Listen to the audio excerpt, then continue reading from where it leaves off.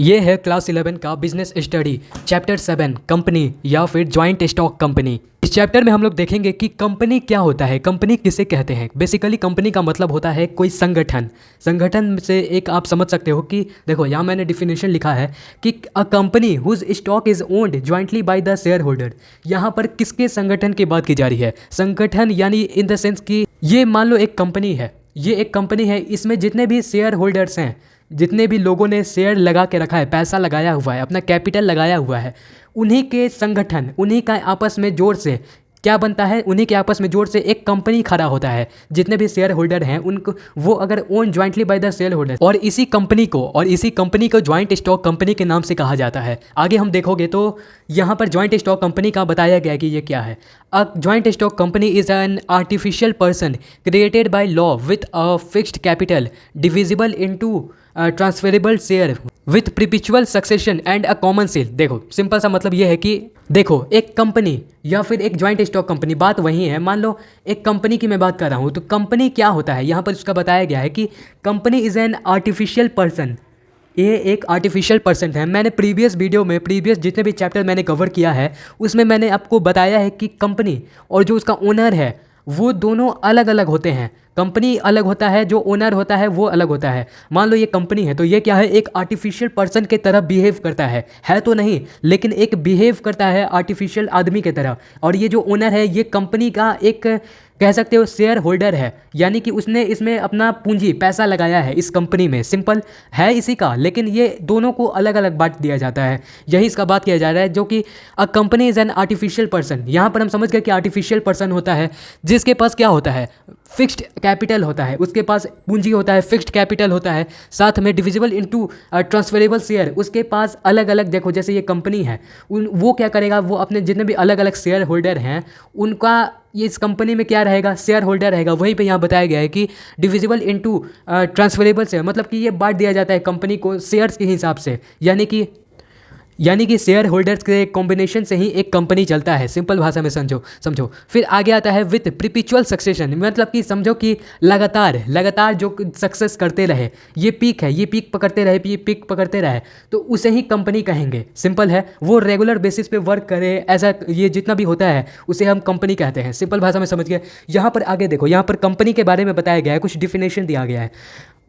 Company is a group of people which is incorporated under the Companies Act.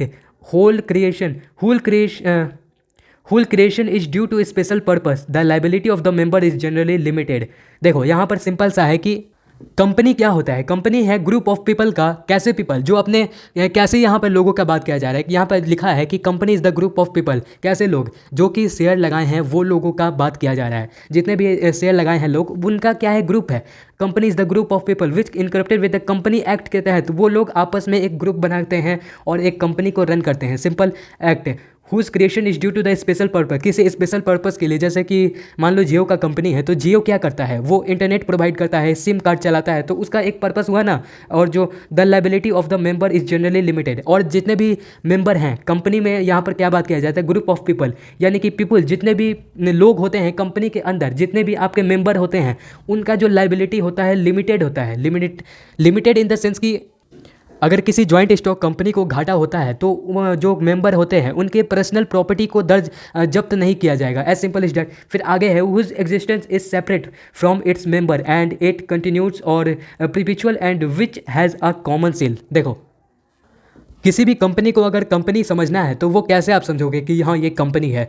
पहले तो उसमें होना चाहिए कि whose existence is separate from its member का, ये जो मेंबर हैं, जो मैं शेयर होल्डर की बात कर रहा हूँ, जो ये शेयर होल्डर हैं और जो ये कंपनी है, दोनों अलग अलग पर्सन होंगे। मैं पहले ही बता चुका हूँ। यहाँ पर मैंने एग्जांपल दिया था ओनर का।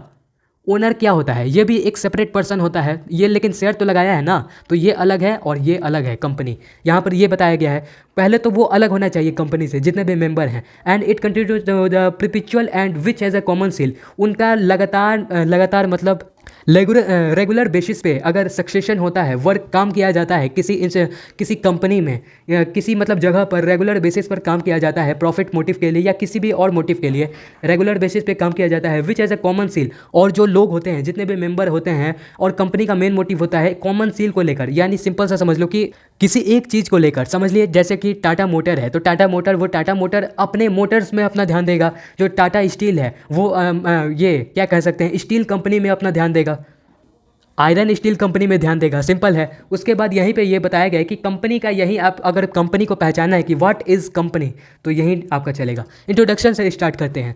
The industrial revolution create the modern factor system involving the production of a very large scale mass production require the huge capital investment and expert professional management. It also involve heavy risk, sole proprietorship, partnership from the organization could not meet this requirement. देखो क्या है कि जब India की mainly बात करें, जब industrial revolution हुआ, या फिर आप बात कर सकते हैं वर्ल्ड का, जब इंडस्ट्रियल रिवोल्यूशन चल रहा था, उस समय क्या हुआ कि मॉडर्न फैक्टर को ध्यान में रखते हुए, आगे आने वाले समय को ध्यान में रखते हुए, आगे क्या था, very large scale of mass production. अगर आपको मतलब आपका पॉपुलेशन बढ़ेगा तो आपको नीड्स भी बढ़ेगा, ज़रूरतें भी बढ़ेगी, और ज़रूरत बढ़ेगा तो प्रोडक्शन को भी मास करना पड़ेगा, बढ़ाना पड़ेगा। सिंपल है। और रिक्वायर था, इसका रिक्वायरमेंट था, और इसी के लिए कैपिटल इन्वेस्टमेंट चाहिए था, ह्यूज कैपिटल इन्वेस्टमेंट, यानी और ज़्यादा पूंजी का ज़रूरत था, और ज़्यादा पैसों का ज़रूरत था। और आगे आने वाले समय में कैपिटल प्रोफेशनल, देखो एक्सपर्ट चाहिए था, प्रोफेशनल मैनेजमेंट चाहिए था, जो भी किसी एक कंपनी को मैनेज कर सके। इसीलिए क्या हुआ कि, और ये जो हैवी रिस्क है, और हैवी रिस्क को वो सहन कर सके, उसे मतलब उस रिस्क से लड़ने का क्षमता हो उनमें। इसीलिए क्या है कि आप देखने को मिलता है, जनरली देखने को मिलता है सोल प्रोप्राइटरशिप। ये हम लोग पहले के चैप्टर में डिस्कस कर चुके हैं। और ये जो पार्टनरशिप है, ये जो कंपनी मतलब जो ये चलाता है, ये ऑर्गेनाइजेशन है बिजनेस का, ये करके आप इन चीज़ को ये जो चीज़ है very large scale of production, या फिर बहुत ज़्यादा इन्वेस्टमेंट का, ये आप सोल प्रोप्राइटरशिप में मैनेज नहीं कर पाओगे। या फिर अगर पार्टनरशिप की भी बात करोगे तो इसमें क्या होता है कि मैक्सिमम 50 पार्टनर ही इन्वॉल्व होते हैं। तो इसलिए 50 पार्टनर के इन्वॉल्वमेंट से आपका जितना कैपिटल जमा करना चाहते हो, जितना कैपिटल आप एक बिजनेस में डालना चाहते हो, वो पॉसिबल नहीं हो पाता है। इसीलिए देखो, form the organization could not meet this requirement. जैसे कि सोल प्रोप्राइटरशिप और ये पार्टनरशिप है, ये रिक्वायरमेंट को नीड नहीं कर पा रहा था, मतलब ये खरा नहीं उतर रहा था इस चीज़ पे। इसीलिए क्या हुआ कि joint stock company was evolve to meet the requirement of the factory system. यानी सिंपल सा समझ लो कि अगर ये नहीं तो कुछ और ही सही, और में तो ऑप्शन नहीं था, लेकिन बाद में इवॉल्व हुआ, आगे चलकर इवॉल्व हुआ क्या, जॉइंट स्टॉक कंपनी। सिंपल है, जॉइंट स्टॉक कंपनी इवॉल्व हुआ। क्यों इवॉल्व हुआ, ये जैसे कि आप यहाँ पर बात कर रहे हो कि लार्ज प्रोडक्शन का ज़रूरत पड़ने वाला है, हैवी इन्वेस्टमेंट का जरूरत, जो बहुत ज़्यादा आपको पूंजी का ज़रूरत आगे पड़ने वाला है। इसके लिए joint stock company was evolve to meet the requirement. ये जो रिक्वायरमेंट है आपका, उसको फुलफिल करने के लिए, उसको पूरा करने के लिए इसका ज़रूरत पड़ने वाला है। इसीलिए कंपनी सिस्टम, ये कंपनी है, आपको कंपनी को इवॉल्व किया गया था, जॉइंट स्टॉक कंपनी को। इतना सब समझने के बाद आगे हम लोग कुछ यहाँ पर कैरेक्टरिस्टिक देखते हैं जॉइंट स्टॉक कंपनी का। कुछ कैरेक्टरिस्टिक देखते हैं। पहला यहाँ पर आता है आर्टिफिशियल पर्सन। देख लो, मैंने यहाँ पर आपको सबसे पहले बताया था कि जो एक कंपनी है और ओनर है, दोनों को अलग अलग पर्सन के तौर पर ट्रीट किया जाता है। जो ये ओनर है वो तो आपका नॉर्मल पर्सन हो गया, जो ये कंपनी है वो क्या है, एक आर्टिफिशियल आदमी की तरह काम करता है, आर्टिफिशियल पर्सन। यहीं पे इसके बारे में बताया गया है कैरेक्टरिस्टिक में।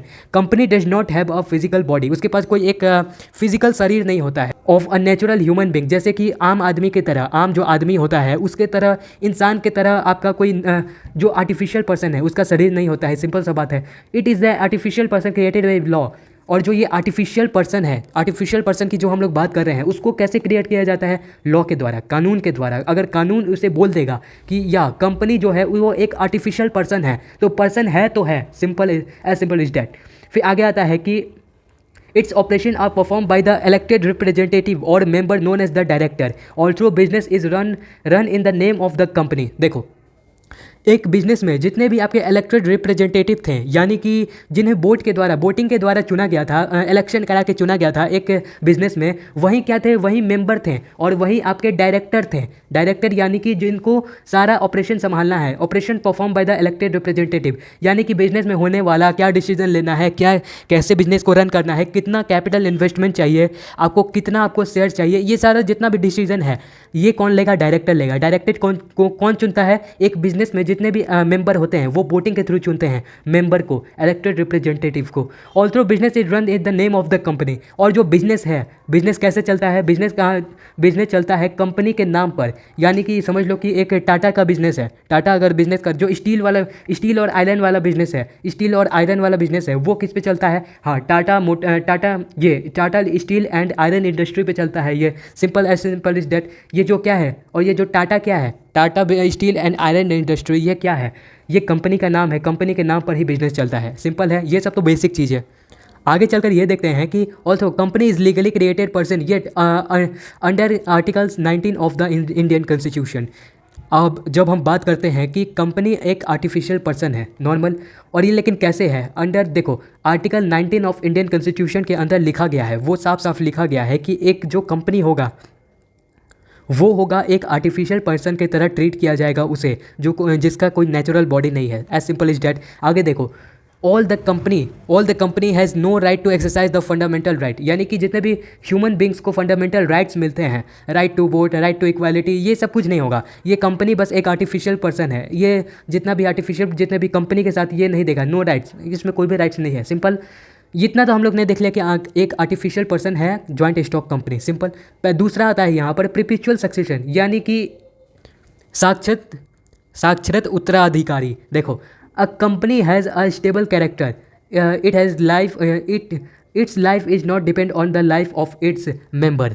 सिंपल सा इतना हम देखते हैं कि जो कंपनी होता है, किसी भी कंपनी की बात कर रहे हैं, जॉइंट स्टॉक कंपनी की हम लोग बात कर रहे हैं, तो कंपनी क्या होता है, वो एक आर्टिफिशियल पर्सन है। और एक आर्टिफिशियल पर्सन है, कोई ह्यूमन बीइंग नहीं है, कोई इंसान तो है नहीं। अगर वो एक आर्टिफिशियल पर्सन है तो उसका लाइफ कितना रहेगा, लाइफ क्या रहेगा, life is not depending on the life of its member. यानी कि जितने भी आदमी हैं जो बिजनेस में पूंजी लगाए हैं, उनके होने ना होने से बिजनेस को कंपनी को कोई फ़र्क नहीं पड़ने वाला है।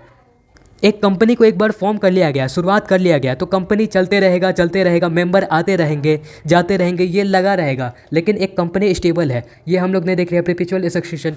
आगे देखो यहाँ पर क्या लिखा है, on the date of the member और the seal of their shareholder, new person become its member. Any changes of the instability among the member does not bring to the life of the company and the company goes continuously. यही मैंने बताया है कि company चलते रहेगा, member जो है जिन्होंने शेयर होल्डर अपना शेयर लगाया है, पूंजी लगाया है, वो आते रहेंगे, जाते रहेंगे, ये चलते रहता है इसी कंपनी में। तीसरा देखते हैं यहाँ पर सेपरेट लीगल एंटिटी। यहाँ पर क्या है, separate legal entity. The second important feature of this characteristic of company that has a separate legal entity, any share holder of the company can inter into a contract with the company. देखो, हमारे इर्द गिर्द क्या हो रहा है कि एक ही चीज़ रिपीट हो रहा है। यहाँ पर भी वही लिखा है कि एक देखो, हमने बताया था कि कंपनी एक आर्टिफिशियल पर्सन है, यानी कि आर्टिफिशियल पर्सन और ओनर जो कंपनी का मालिक है वो दोनों अलग है। तो ये जो आर्टिफिशियल पर्सन है वो क्या होगा, वो एक सेपरेट एंटिटी कहलाया ना, एक अकेला आदमी या अकेला आर्टिफिशियल पर्सन कहलाया ना। सिंपल है।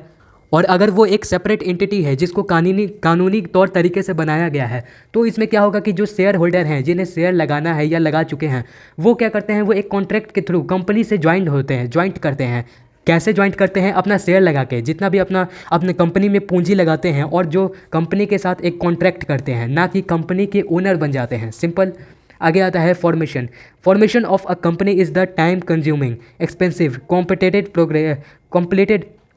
complicated progress, preparation of several legal requirements before it can be started functioning, registration of company is compulsory और providing under the Indian company act 2013। देखो, फॉर्मेशन की बात की जाए कि अगर कंपनी को अगर खड़ा करना है, कंपनी को अगर बनाना है स्टार्टिंग से, तो कंपनी को हम लोग कैसे बना सकते हैं, कंपनी को कैसे फॉर्म कर सकते हैं।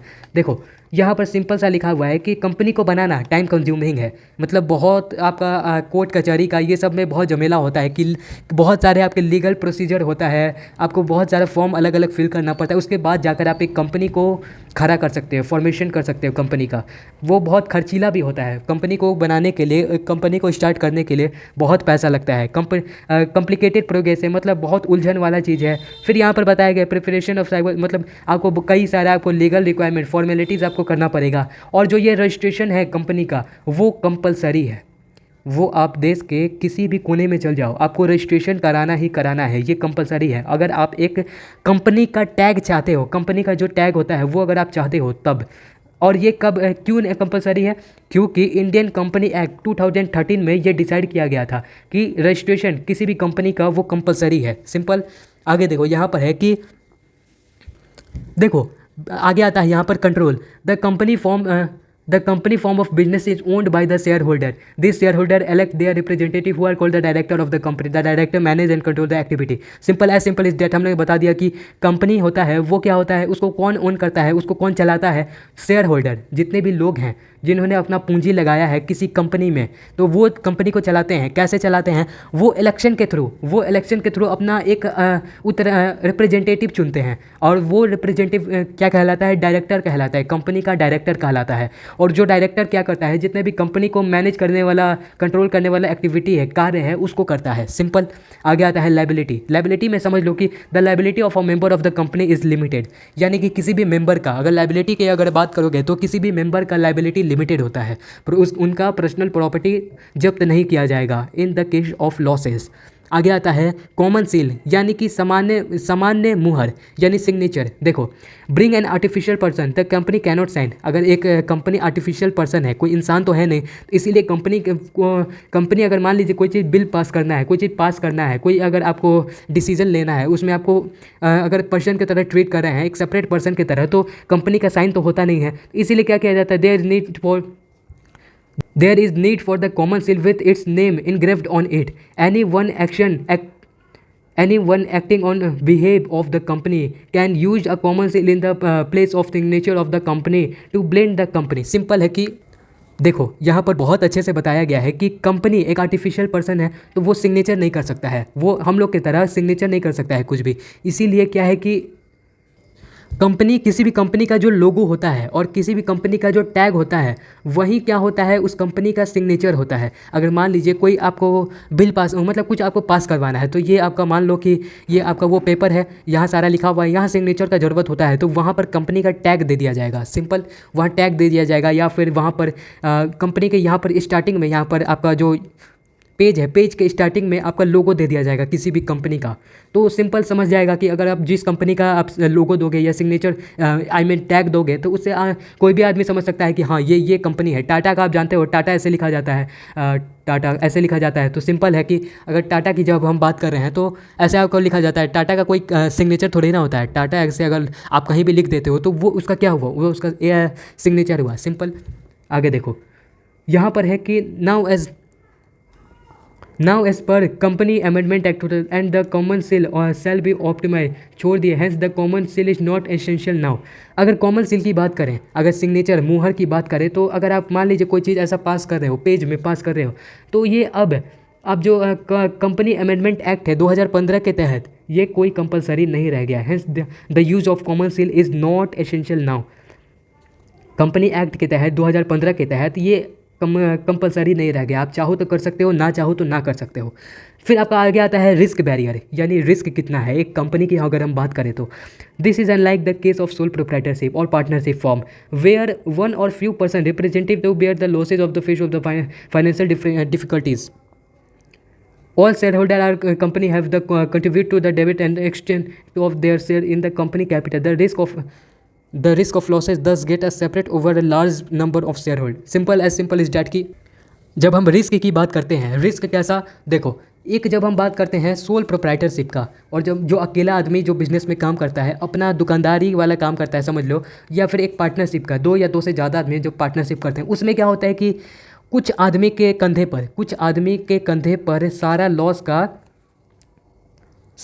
का आपका जिम्मेवारी होता है। कि अगर मान लो लॉस हुआ, अगर रिस्क है तो मतलब समझ लो कि लॉस से बात किया जा रहा है। अगर लॉस हुआ तो यहाँ पर क्या होगा? सोल प्रोप्राइटरशिप में एक आदमी को ही सारा पे करना पड़ेगा। वहीं पार्टनरशिप में आप कुछ आदमी, जितने भी आपके पार्टनर्स हैं, उनको पे करना पड़ेगा। लेकिन इसमें क्या होता है? कंपनी में, एक कंपनी की जगह जब आप बात करते हो, इसमें लाखों शेयर होल्डर होते हैं, लाखों लोग अपना पूंजी इन्वेस्ट करते हैं, कैपिटल इन्वेस्ट करते हैं। इससे क्या होता है कि अगर जब आप लॉस होगा तो एक आदमी को ना होकर, यानी कि एक आदमी को नहीं होगा, या फिर 2-3 आदमी, ऐसे नहीं होगा, लाखों लोगों में वो रिस्क जो लॉस है वो डिवाइड हो जाएगा। इसीलिए उसका इतना रिस्क बैरियर में इंपॉर्टेंस नहीं होता है। आगे देखें तो number of member for a limited company, the number of member should be not fall below 2 in the case of private company, the 7 is the case of public company. देखो, एक company में, एक जॉइंट स्टॉक कंपनी में कितने member होने चाहिए? मैं minimum की बात कर रहा हूँ, मैक्सिमम तो अनलिमिटेड हो सकता है, लेकिन मिनिमम कितने होने चाहिए? जब आप एक प्राइवेट कंपनी का बात करोगे तो प्राइवेट कंपनी में आपके मिनिमम सबसे कम से कम 2 होने चाहिए, 2 मेंबर होने चाहिए। और जब आप एक पब्लिक कंपनी की बात करोगे तो पब्लिक कंपनी में कम से कम 7 मेंबर होने चाहिए। 7 आदमी मिलकर एक कंपनी का निर्माण कर सकते हैं एक पब्लिक कंपनी में। आगे आता है ट्रांसफरेबल ऑफ शेयर। एक शेयर की बात करें तो शेयर कैसे इसमें ट्रांसफ़र होता है? Share of a company are freely transferable, यानी कि मान लो फ्रीली ट्रांसफरेबल, आज एक आदमी, एक मेंबर के पास शेयर है, कल किसी और के पास चल जाएगा, परसों किसी और के पास चल जाएगा, ऐसे ये फ्रीली इधर से उधर घूमते रहता है। इसका कोई ऐसा नहीं है कि एक जो मेंबर है अगर वो शेयर ले लिया तो उसी के पास रहेगा, कि इधर उधर नहीं जाएगा। सिंपल। नेक्स्ट आता है divorce between ownership and management. देखो, the company is a separate from those whose company is shareholder. देखो समझ लिए। फिर देखो, a shareholder cannot bind the company for its act. देखो, the task of its membership, the task of its management is interested to a board of director who are separated from the body of shareholder. Simple सा बात है कि जब आप divorce की बात करते हो, यानी कि टूट जाना, कोई भी चीज़ का टूट जाना, जैसे कि एक ओनर का और एक कंपनी का बहुत गहरा संबंध होता है। एक ओनर ही कंपनी को खड़ा करता है, शुरुआत करता है कंपनी का। इसमें क्या है कि कंपनी, अगर हम अभी तक पढ़ते आ रहे हैं कि कंपनी एक अलग पर्सन है और जो बिजनेस है वो एक अलग आदमी है, दोनों अलग अलग है। इसका मतलब कि सेपरेट है दोनों। जितने भी शेयर होल्डर हैं, जितने भी अलग अलग लोग, लाखों लोगों की मैं बात कर रहा हूँ, लाखों लोग जिन्होंने अपना कैपिटल, पूंजी, शेयर लगाया है कंपनी में, वो अलग आदमी है और जो कंपनी है वो अलग आदमी है। इससे क्या होगा कि देखो, द शेयर होल्डर, अगर जब हम शेयर होल्डर का बात करते हैं, वो बाधा नहीं बन सकते हैं कंपनी के लिए। अगर कंपनी चाहे तो वो उनसे अपना शेयर छीन सकता है, शेयर उनको लौटा भी सकता है। इसीलिए अगर मान लीजिए कोई प्रॉब्लम करता है शेयर होल्डर, तो वो बीच का बाधा नहीं बन सकता है किसी भी कंपनी के लिए। और ये कहाँ पर लिखा गया है? कंपनी एक्ट के तहत ये बताया गया है। आगे चलते हैं तो यहाँ पर है कि the task of the management is interested to the board of director. और जो ये कंपनी का जितना भी टास्क है, जितना भी काम है, वो कौन संभालता है? वो संभालता है बोर्ड ऑफ डायरेक्टर। जितना जो भी डायरेक्टर है, कंपनी का डायरेक्टर, जिसे इलेक्शन के थ्रू, जिसे वोटिंग के थ्रू चुना गया है, वो डायरेक्टर संभालता है, कंपनी का देखभाल करता है, जितना भी प्रॉफिट है, लॉस है, सारा वही देखता है। Who are separate from its body of share holder. और जो डायरेक्टर होता है, डायरेक्टर किससे अलग होता है? डायरेक्टर अलग होता है शेयर होल्डर से। शेयर होल्डर जो सिर्फ पैसा लगाता है, और जो डायरेक्टर होता है वो जो कि पैसा तो लगाता है, साथ में उसके पास अधिकार होता है कंपनी में चेंजेस करने का, कोई नया इनोवेशन करने का अधिकार होता है, क्योंकि इसे वोटिंग के थ्रू चुना गया है। As simple is that. आगे आता है स्टेटरी रेगुलेशन एंड कंट्रोल। इसमें देखते हैं, देखो यहाँ पर सिंपल सा ये बात किया गया है कि किसी भी कंपनी में यूनिफॉर्मिटी, यानी कि एक समान से चलते रहना, और एवॉइड क्लैशेज, यानी कि झगड़ा, जो कॉन्फ्लिक्ट हो जाता है ओनर या मैनेजमेंट या भी किसी एम्प्लॉय के साथ, जो भी झगड़ा हो जाता है, क्लैशेज हो जाता है, जो कि बिजनेस को या कंपनी को अफेक्ट कर सकता है, प्रॉब्लम में डाल सकता है, उसको ख़त्म करने के लिए गवर्नमेंट ने क्या किया कि the government has provided the statutory control over the affairs. यानी कि जितने भी कंट्रोल है, गवर्नमेंट ने क्या किया कि अपना एक कानून, मतलब कि समझ लो कि ये सबको देखने के लिए गवर्नमेंट ने एक अलग एक्ट ही बना दिया है। हम लोग ने बात किया था कि देखो यहाँ पर हम देखा था कि कंपनी अमेंडमेंट एक्ट, ये क्या है? कंपनी एक्ट क्या होता है? कंपनी एक्ट गवर्नमेंट के द्वारा बनाया गया है ताकि कंपनी में यूनिफॉर्मिटी, मतलब एक समान से कंपनी चलते रहे और एवॉइड क्लैशेज, कोई झगड़ा ना हो, ऐसा ये सब देखने के लिए गवर्नमेंट ने ये एक्ट को बनाया था। सिंपल, समझ गए? Democratization in economic life of the community. Simple सा है कि introduction of the principle of democracy in the economic life of the community. Simple सा है। देखो, जितने भी प्रिंसिपल या फिर रूल्स बनाए गए हैं, नियम बनाए गए हैं कंपनी एक्ट के द्वारा जितने भी रूल्स या नियम बनाए गए हैं ताकि कंपनी को एक सही से डायरेक्शन दिया जा सके, जितने भी प्रिंसिपल ऑफ डेमोक्रेसी बनाए गए हैं, वो क्या होता है? Economic life of the community. जो कि कम्युनिटी, यानी कि एक कंपनी में जितने भी लोग होते हैं, मैनेजमेंट होता है, मेंबर होता है, वो एक कम्युनिटी हो गया ना, एक संस्था हो गया। वो कम्युनिटी में, उस कम्युनिटी के इकोनॉमिक लाइफ को एक बेहतरीन बनाने के लिए प्रिंसिपल ऑफ डेमोक्रेसी, यानी कुछ रूल्स और रेवोल्यूशन को बनाया जाता है। सिंपल, डेमोक्रेटिलाइज किया जाता है। As simple is that. आगे देख लो, right to sue. Joint stock company can take a legal action in its own name. It can sue other person. Similarly other can also sue a company. देखो, अगर company चाहे, अगर एक company, अगर मान लो अगर टाटा कंपनी चाहे तो टाटा कंपनी किसी के ऊपर मुकदमा, किसी पर्सनल आदमी पे या इंडिविजुअल या फिर दूसरे मतलब दूसरे बिजनेस, दूसरे कंपनी के ऊपर मुकदमा चला सकता है लीगली, मतलब कानूनी तौर तरीके से केस कर सकता है उसको टैकल करने के लिए। किसी प्रॉब्लम से अगर वो चाहे तो लीगल एक्शन, उसके कानूनी कार्यवाही कर सकता है। और क्या है कि it can sue a person, it can sue other person, यानी कि अगर टाटा कर सकता है किसी दूसरे आदमी या फिर दूसरे कंपनी के ऊपर, उसी तरह से other can also sue a company. यानी कि मान लो कोई ओनर है, ओनर का झगड़ा हो गया कंपनी के साथ, तो ओनर क्या करेगा, वो चाहे तो कंपनी पे केस भी कर सकता है, कानूनी कार्यवाही, कानूनी मुकदमा भी कर सकता है। एज सिंपल इज डैट, बहुत ईजी है। आगे चलने के बाद कुछ हम एडवांटेज की बात करते हैं ज्वाइंट स्टॉक कंपनी का, कुछ मेरिट या एडवांटेज कह सकते हो, उस एडवांटेज के बारे में हम डिस्कस करते हैं।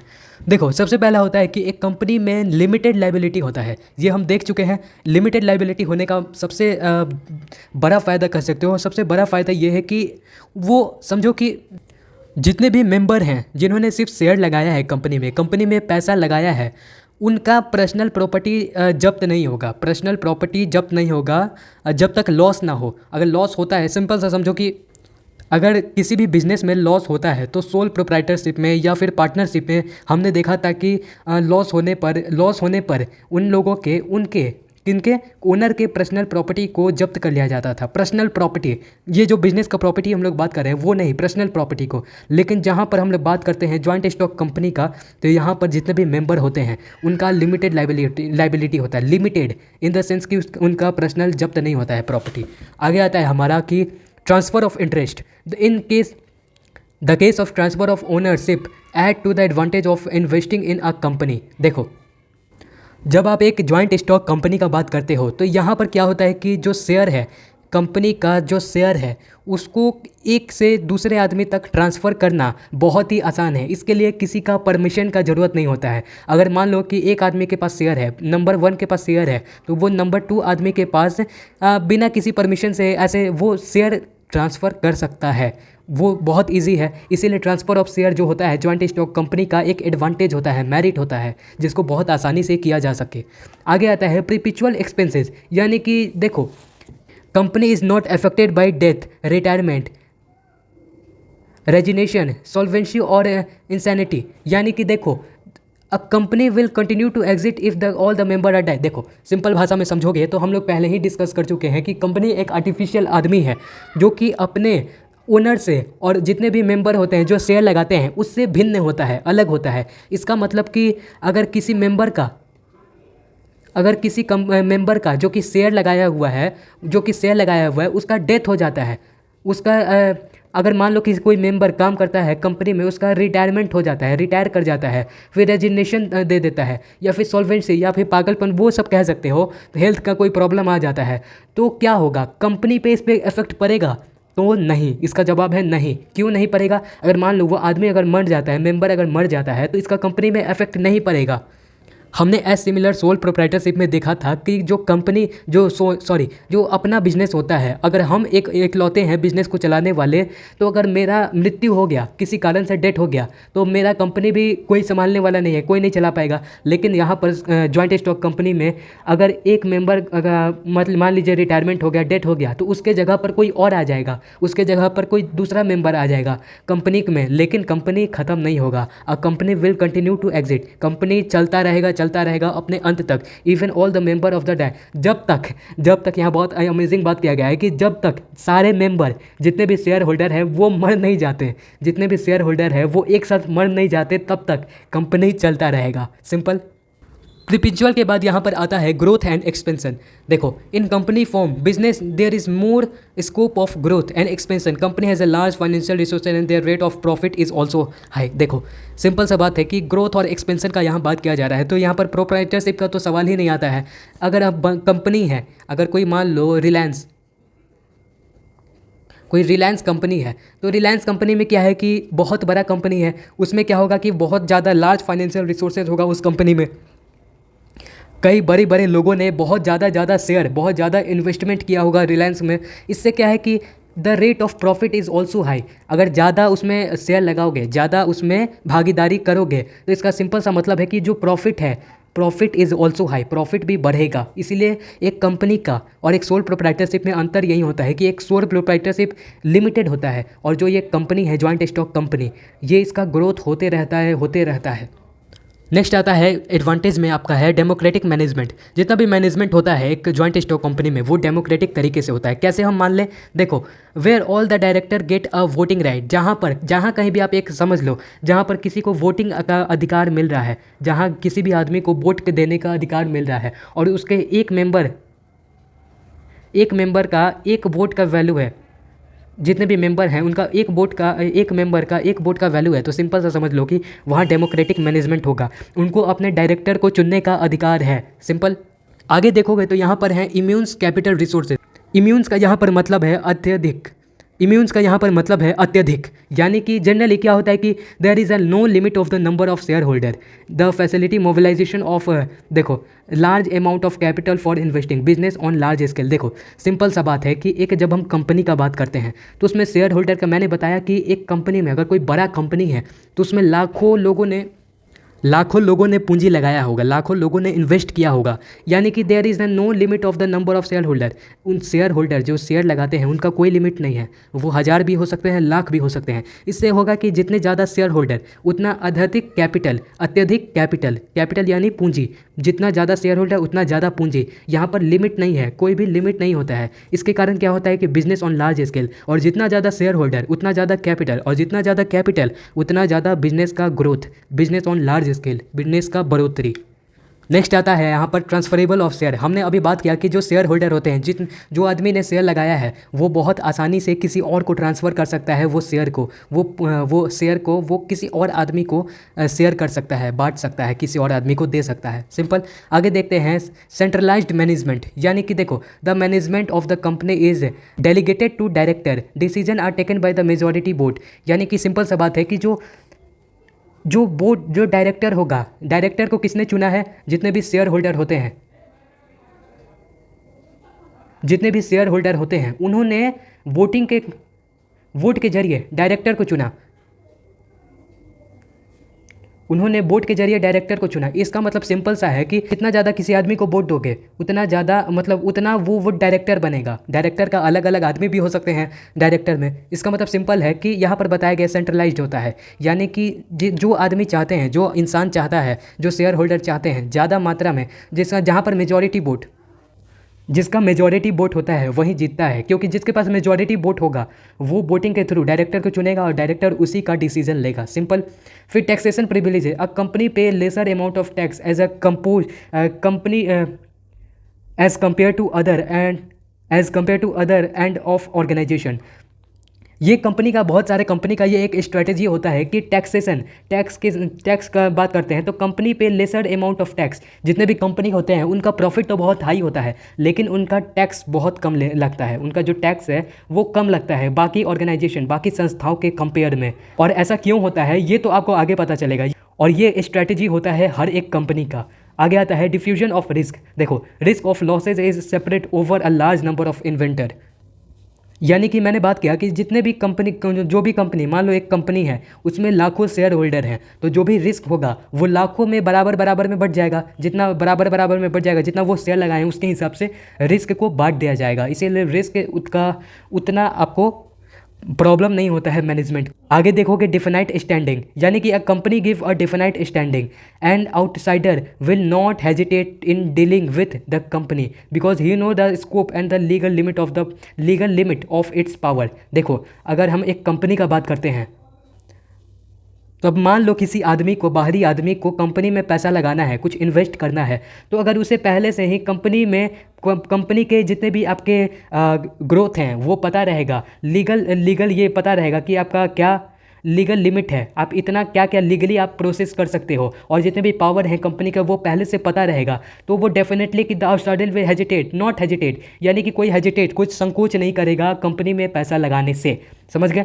फिर development of management of profession, यानी कि since a company cannot be manage and run by all its share holder, मैंने बात किया है कि जो शेयर होल्डर होते हैं, जो पैसा लगाते हैं, उनका काम नहीं होता है मैनेज करना, कंपनी को संभालना, मैनेज करना, प्रॉफिट लॉस सबको देखना, वो शेयर होल्डर का काम नहीं होता है, वो काम होता है डायरेक्टर का। शेयर होल्डर बस क्या करते हैं कि वोटिंग के थ्रू डायरेक्टर को चुनते हैं, सिंपल।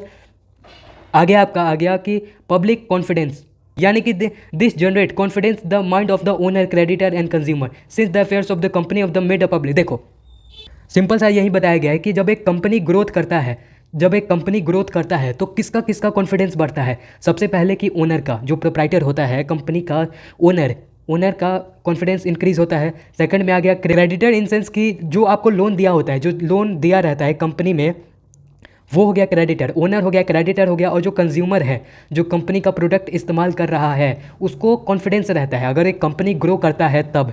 न्यू आता है आपका न्यू इन्वेस्टमेंट। देखो today technology has become a more sophisticated, यानी कि जटिल। सिंपल सा समझ लो कि देखो big company scientist are working in the resource of liability to discover new production. देखो न्यू इन्वेस्टमेंट की जब हम बात करते हैं तो आज के समय में, आज के टेक्नोलॉजी को ध्यान में रखते हुए, आज के टेक्नोलॉजी को, जितने भी आपके इन्वेंशन होते हैं, आज के बढ़ते हुए समाज को ध्यान में रखते हुए किसी भी कंपनी का ग्रोथ बहुत ज़रूरी होता है। और किसी भी कंपनी में ग्रोथ और इनोवेशन कैसे किया जाता है? देखो जो बड़े बड़े कंपनी होते हैं वो क्या करते हैं कि अगर जो बड़े कंपनी होते हैं वो अपने कंपनी में साइंटिस्ट को रखते हैं, जनरली साइंटिस्ट को रखते हैं जो कि रिसर्च करता है, लेबोरेटरी में रिसर्च करता है और नए नए इनोवेशन प्रोडक्ट को डिस्कवर करता है, ताकि अपने कंज्यूमर को वो एक सही प्रोडक्ट दे पाए, सिंपल।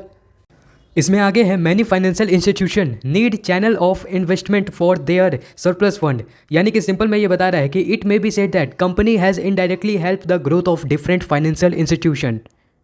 सिंपल सा है कि जितने भी छोटे इंस्टीट्यूशन होते हैं या बिजनेस होते हैं वो क्या करते हैं कि कंपनी में, एक बड़े कंपनी में इन्वेस्ट करते हैं, एडिशनल फंड मतलब कि बड़े बड़े कंपनी में इन्वेस्टमेंट करते हैं। इनसे उनका फ़ायदा ये होता है कि उन्हें फाइनेंशियल आपका फंड मिल जाता है। सिंपल समझे तो अगर एक छोटा बिजनेस कोई कंपनी में इन्वेस्ट करेगा तो उससे क्या होगा कि उसके साथ साथ जो फाइनेंशियल इंस्टीट्यूशन है, जो छोटे छोटे बिजनेस हैं, जो छोटे छोटे इंटरप्राइजेज हैं, उनका भी बहुत मदद मिलता है, उनका भी बहुत हेल्प होता है। आगे देखोगे तो है सोशल डिसएग्रीबिलिटी, यानी इच्छा। देखो यहाँ क्या बताना चाह रहा है, since the capital of a company is divided into large number of share of small value, a poor person can become a part of the owner. देखो हमने कुछ समय पहले पढ़ा था, देखो यहाँ पर हमने पढ़ा था जितने भी मेंबर होते हैं, मेंबर का 1 वोट होता है, एक मेंबर का 1 वोट होता है। सिंपल भाषा में समझो कि जो एक कंपनी होता है वो डेमोक्रेसी को फॉलो करता है। डेमोक्रेसी को अगर कोई कंपनी फॉलो करता है तब इसमें क्या होगा कि जो छोटे छोटे शेयर वाले हैं, कंपनी वाले हैं, मान लो जैसे कि ये एक बड़ा कंपनी है, इसमें क्या है कि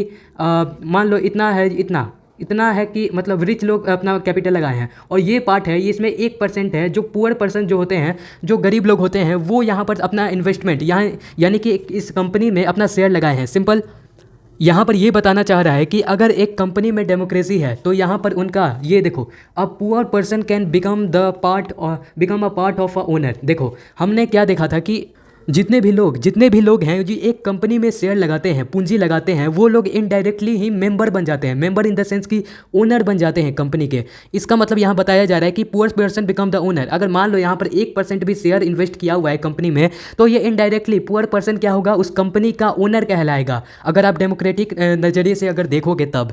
यहाँ पर नेक्स्ट आता है ability to cope with changing business environment, यानी कि यहाँ पर कॉप का मतलब होता है सामना करना। क्या चीज़ का सामना करना? देखो क्या होता है कि बिजनेस आज कुछ और है, यानी कि इस साल कुछ और है, तो हो सकता है आने वाले कुछ सालों में बिजनेस का कुछ अलग ही इन्वायरमेंट हो जाए, कुछ अलग ही तरह से बिजनेस किया जाए, अलग ही तरह से। मतलब आज कोई और चीज़ का डिमांड है तो कल हो सकता है किसी और चीज़ का डिमांड हो, ऐसा हो सकता है ना। यही जो चेंजिंग ऑफ बिजनेस इन्वायरमेंट का यहाँ बात किया जा रहा है, वो हमेशा सामना करना पड़ता है एक बिजनेस जो कंपनी होता है उसको। यहाँ देखो क्या लिखा है, to cope with the changes of business environment every business is required to invest money as a research and development. Only join the stock company can afford the investment of। यहाँ पर बहुत सिंपल भाषा में लिखा गया है कि यहाँ पर देखो बिजनेस चेंज होता है, ये हमने देखा। और बिजनेस चेंज होता है तो इसके लिए इसको सामना कैसे किया जा सकता है? इसको सामना किया जाता है रिसर्च और डेवलपमेंट, यानी रिसर्च करके। हमने कुछ ही देर पहले देखा था कि जो कंपनी वाले होते हैं वो क्या करते हैं, अपना पर्सनल साइंटिस्ट रखते हैं रिसर्च के लिए, और मतलब ये कोई नया इनोवेशन के लिए ऐसे साइंटिस्ट रखते हैं रिसर्च करने के लिए कि आगे कैसा होने वाला है, क्या चेंजेस आने वाला है बिजनेस में। इन सब चीज़ों को जो होते हैं कस्टमर के माइंडसेट को समझने के लिए वो लोग क्या करते हैं, कंपनी वाले रिसर्च पर और डेवलपमेंट पर बहुत ज़्यादा ध्यान देते हैं। और यहाँ पर बात यहाँ पर ये आ जाता है कि जो जॉइंट स्टॉक कंपनी है, कंपनी की यहाँ बात किया जा रहा है, जो कंपनी है वही केवल इन्वेस्ट इतना पैसा लगा सकता है रिसर्च और डेवलपमेंट में। यानी कि सिंपल भाषा में समझे तो देखो, हम लोग ने पढ़ा था soul proprietorship, partnership, joint Hindu business family. इस समय क्या होता है कि उतना कैपिटल, उतना पूंजी नहीं लगता है, उतना पूंजी नहीं होता है, इसके कारण कि हम लोग पैसा नहीं लगा सकते हैं ज़्यादा। यहाँ पर क्या होता है कि बहुत सारे शेयर लगाने वाले आदमी आते हैं, इंडिविजुअल जो कंपनी में शेयर लगाते हैं। इसके कारण क्या होता है कि बिजनेस को रिसर्च करने का, डेवलपमेंट करने का बहुत अच्छा सुनहरा पल मिलता है, मौका मिलता है। आगे यहाँ पर देखोगे तो लिमिटेशन या फिर डिसएडवांटेज कह लो, disadvantage of joint stock company क्या हो सकता है? कॉम्प्लेक्सिटी ऑफ फॉर्मेशन की यहाँ बात किया जा रहा है। जब जॉइंट स्टॉक कंपनी को, एक कंपनी को क्रिएट किया जाता है, जब बनाया जाता है, उसका न्यू रखा जाता है, तब क्या होता है, सबसे पहले उसको रजिस्टर कराना पड़ता है, लीगली उसको कानून के नज़रिए में उसको रजिस्टर कराना पड़ता है, एक कंपनी का दर्जा देना पड़ता है। इसके लिए क्या है कि फॉर्मेशन के लिए आपको क्या चाहिए, कंपनी रिक्वायर ग्रेटर टाइम, बहुत सारा समय लगता है, बहुत ज़्यादा आपका एफर्ट लगता है, साथ में आपका एक्सटेंसिव नॉलेज, बहुत सारा आपको जानकारी चाहिए। क्या चीज़ का जानकारी? और लीगल रिक्वायरमेंट, यानी कि कानूनी रूप से आपको जो जो कानून मांगेगा वो सब आपको पेश करना पड़ेगा। Simple and the process of involvement, ये सब चीज़ों का ज़रूरत पड़ता है, जो कि एक अदर फॉर्म ऑफ बिजनेस से आप कंपेयर करोगे सोल प्रोप्राइटरशिप से या पार्टनरशिप से, तो ये थोड़ा हार्ड हो जाता है। आगे देखते हैं लैक ऑफ सीक्रेसी। देखो हमने क्या डिस्कस किया, देखो यहाँ पर सिंपल है कि the affairs of a company become public. देखो एक कंपनी में जितने भी अफेयर्स होते हैं, जितने भी आपकी इंफॉर्मेशन होते हैं, वो सब क्या होता है, पब्लिक। यानी सिंपल भाषा में समझो तो सारा इंफॉर्मेशन पब्लिक के साथ, अपने जितने भी शेयर होल्डर हैं, लाख हैं, 1.5 लाख हैं, जितने भी हैं, उनके साथ साझा किया जाता है, उसको बांटा जाता है, शेयर किया, जितने भी शेयर होल्डर हैं उनके साथ शेयर किया जाता है सीक्रेसी को, जो इन्फॉर्मेशन है उसको। इसके वजह से it is not possible for a company to retain the business secret since it is manage and control by the many people. देखो एक कंपनी को चलाने के लिए बहुत ज़्यादा आदमी का ज़रूरत होता है, यहाँ पर मैनेज करने के लिए, उसको कंट्रोल करने के लिए बहुत ज़्यादा आदमी लगते हैं। तो इसका मतलब सिंपल सा यही बताया गया कि जितने भी इंफॉर्मेशन होते हैं बिजनेस के, जितने भी जानकारी होते हैं, डाटा होता है, तो वो क्या होता है कि सीक्रेट नहीं रह पाता है, वो पब्लिकली सबको पता चल जाता है। इसीलिए यहाँ पर लैक ऑफ सीक्रेसी का यूज़ किया गया है। सिंपल आता है नेक्स्ट थर्ड में, फिर इम्प्रेशनल वर्क इन्वायरमेंट, यानी कि सिंपल से वर्ड ही से समझ में आ रहा है कि separation of ownership and management lead to the situation lack of effort as well as a personal involvement of the part of the official of the company. मैं एक एग्जांपल देता हूं। देखो ये है एक कंपनी और ये है एक जॉइंट स्टॉक, ये एक प्रोप्राइटरशिप वाला कंपनी। यहाँ पर एक आदमी काम करता है, एक बिजनेसमैन है, और यहाँ पर अलग अलग है, बहुत सारे मैनेजर हैं, बहुत सारे लोग काम करते हैं, यहाँ तक कि ओनर होते हैं, उनको भी कंपनी का एक क्या कह सकते हैं, क्रेडिटर के रूप में देखा जाता है। ओनर नहीं होता है, कंपनी अलग होता है, ओनर अलग होता है, ये हम पहले देख चुके हैं। तो इसमें क्या है कि सिंपल समझो कि ये बिजनेसमैन को पता है कि जो ये करेगा, जितना एफर्ट वो डालेगा, उतना बिजनेस ग्रो होगा। और यहाँ पर क्या है कि एक जो ओनर होता है वो क्या हो जाता है, वो सेपरेट हो जाता है, उसको सेपरेट पर्सन के तौर पर ट्रीट किया जाता है। तो इसीलिए जो ओनर है वो सेपरेट हो गया और बिजनेस हो गया वो अपना सेपरेट हो गया, आर्टिफिशियल आपका पर्सन कहलाता है। तो इसमें क्या है कि देखो सिंपल भाषा में बताया गया है कि अगर यहाँ पर कि जो ओनर है, बिजनेस का ओनर है कंपनी का, उसको आप बिजनेस से, जो आपका कंपनी है उससे नहीं जोड़ा जाता है। इससे क्या होगा कि जो ओनर होगा वो जो अपना इच्छा होता है कंपनी को या किसी जितना ज़्यादा एफर्ट लगाने का, वो उतना एफर्ट नहीं लगाता है, क्योंकि उसको पहले से पता है कि है तो ये मेरा कंपनी, मेरा खड़ा किया हुआ कंपनी है, लेकिन मैं इस कंपनी का परफेक्ट ओनर नहीं हूँ। क्यों नहीं हूँ? क्योंकि कंपनी मेरा है, लेकिन चलाते हैं कोई और लोग, मैनेजर और जो वो क्या होते हैं आपके डायरेक्टर इन द सेंस कि जिसे इलेक्ट किया गया है, जिसे चुना गया है वोटिंग के थ्रू, वो लोग कंपनी को चलाते हैं, मैनेज करते हैं। जितना प्रॉफिट और लॉस होता है बस वो लोग देखते हैं। और जो बस ओनर होता है वो सिर्फ नाम का ओनर होता है कि आपने कैपिटल लगाया और आपने बिजनेस का स्थापना किया, सिंपल बात समझो। इसीलिए वो उतना एफर्ट नहीं लगा पाता है, उतना मतलब जो ओनर होता है उसका इन्वॉल्वमेंट नहीं होता है बिजनेस में, समझे। फिर नेक्स्ट आता है न्यूमरस रेगुलेशन, यानी कि the functioning of a company is subject to many legal provision and कंपल्सेशन।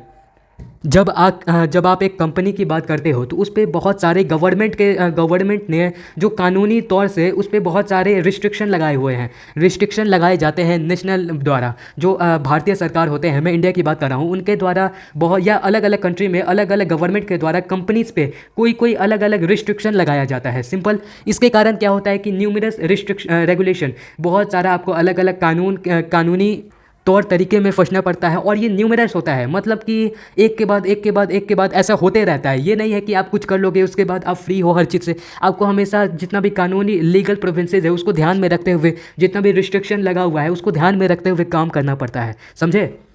Next आता है अपना डिले इन डिसीजन, यानी कि देखो, decision are taken in the board meeting और आफ्टर कंसल्टिंग वेरियस पर्सन। सिंपल भाषा में समझो कि एक सोल प्रोप्राइटरशिप में या फिर पार्टनरशिप में क्या होता है कि जो ओनर होता है वो एक होता है, या एक से ज़्यादा मैक्सिमम पार्टनरशिप पे 50 हो सकता है, तो इनके इर्द गिर्द ही डिसीजन लिया जाएगा। इन्होंने एक बार डिसीजन ले लिया, जैसे सोल प्रोप्राइटरशिप में जो बिजनेस ओनर है वो डिसीजन ले लिया तो वही इंप्लीमेंट करेगा, और किसी से उसे पूछने का ज़रूरत नहीं है, किसी से सलाह लेने का, कंसल्ट करने का ज़रूरत नहीं है।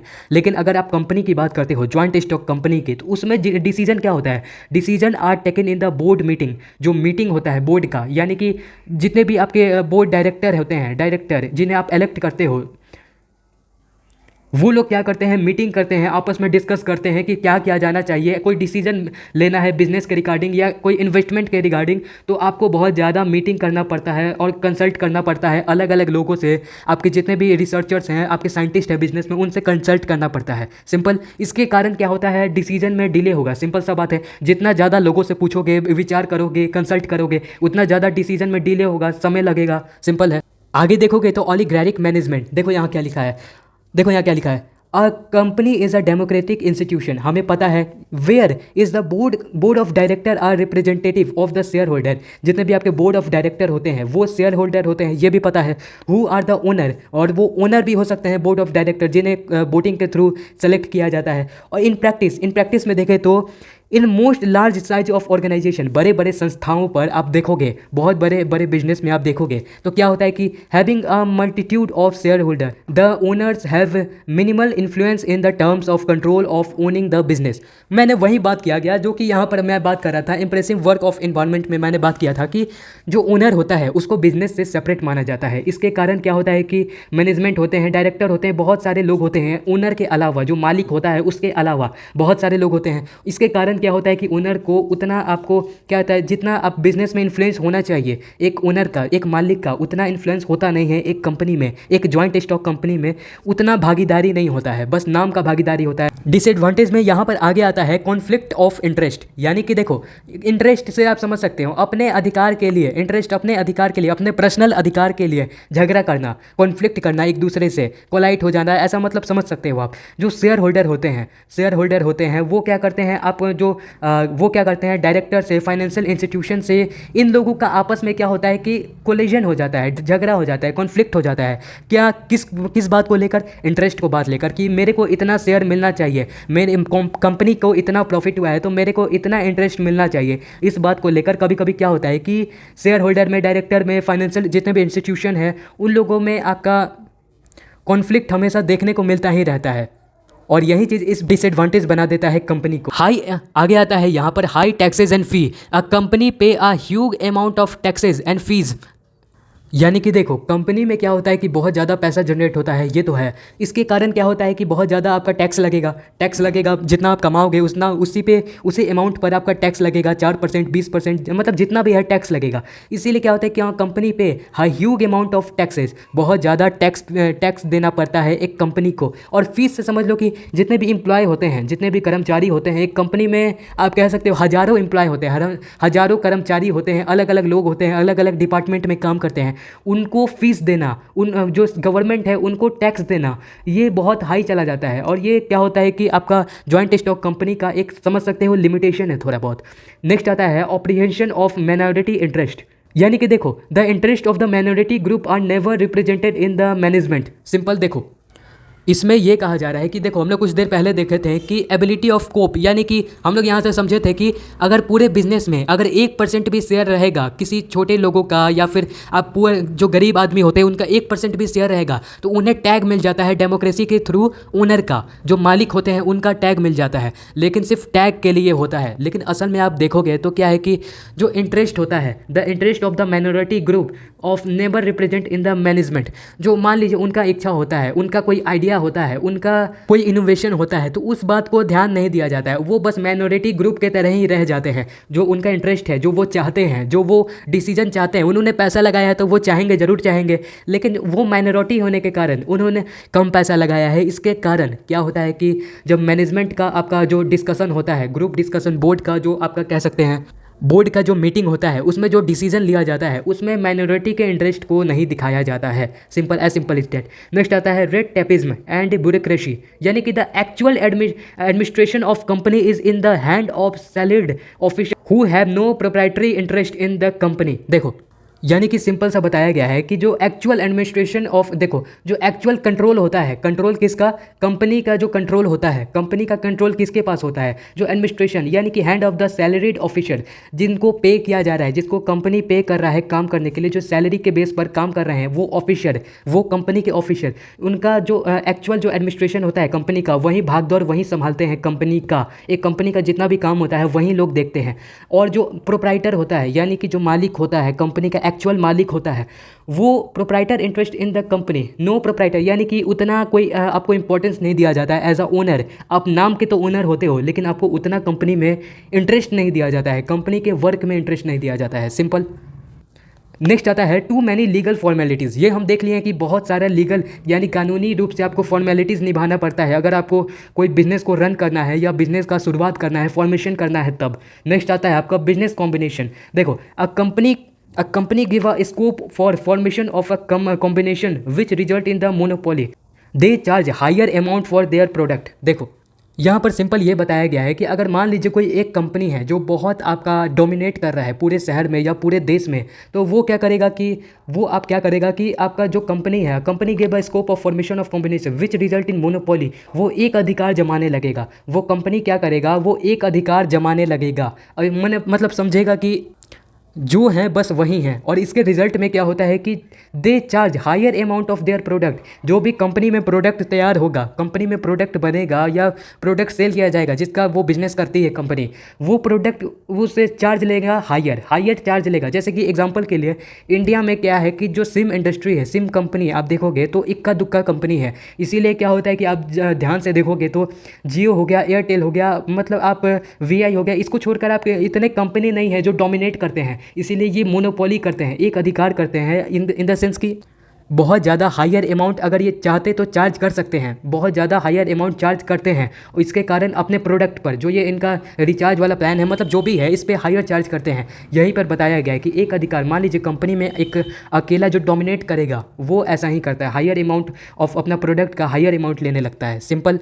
आगे आता है यहाँ पर पॉलिटिकल करप्शन, यानी कि पॉलिटिकल करप्शन में आता है कि अक्सर देखा गया है जो कंपनीज होते हैं, बड़े बड़े जो कंपनी होते हैं, वो किसी भी देश के, एवरी कंट्री मतलब सारे देश के पॉलिटिकल लाइफ यानी कि राजनीतिक दल होते हैं, उसमें बहुत बड़ा मेजर रोल प्ले करता है। कैसे करता है, देखो there are the source of every corruption, यानी कि हम डिसएडवांटेज की बात करें तो डिसएडवांटेज में हमारा आता है पॉलिटिकल करप्शन। देखो अगर किसी भी देश में पॉलिटिक्स का बहुत ज़्यादा करप्शन होता है तो समझ लो कि वहाँ पर कंपनीज़ का वो जो होते हैं, कंपनी वहाँ के जो बड़े बड़े कंपनी होते हैं वो मेजर रोल निभाते हैं पॉलिटिक्स लाइफ में। देखो एवरी कंट्री, ये सारे कंट्री का बात हो रहा है। There are the source of corruption, यानी कि कंपनी को राजनीति में as a source of corruption के रूप में भी माना जाता है। दे चेंज अ गवर्नमेंट, अगर कंपनी चाहे, जो मेजर बड़े बड़े कंपनी हैं, इंडिया की मैं बात करूँ, जो मेजर बड़े बड़े कंपनी हैं, अगर वो चाहे तो गवर्नमेंट को बदलाव भी कर सकती है। सिंपल भाषा में समझोगे तो जो बड़े बड़े कंपनी होते हैं वो इनडायरेक्टली, थोड़ा बहुत ही सही, लेकिन पॉलिटिक्स को चलाते हैं। किसी भी देश की मैं बात कर रहा हूँ, हर एक देश की।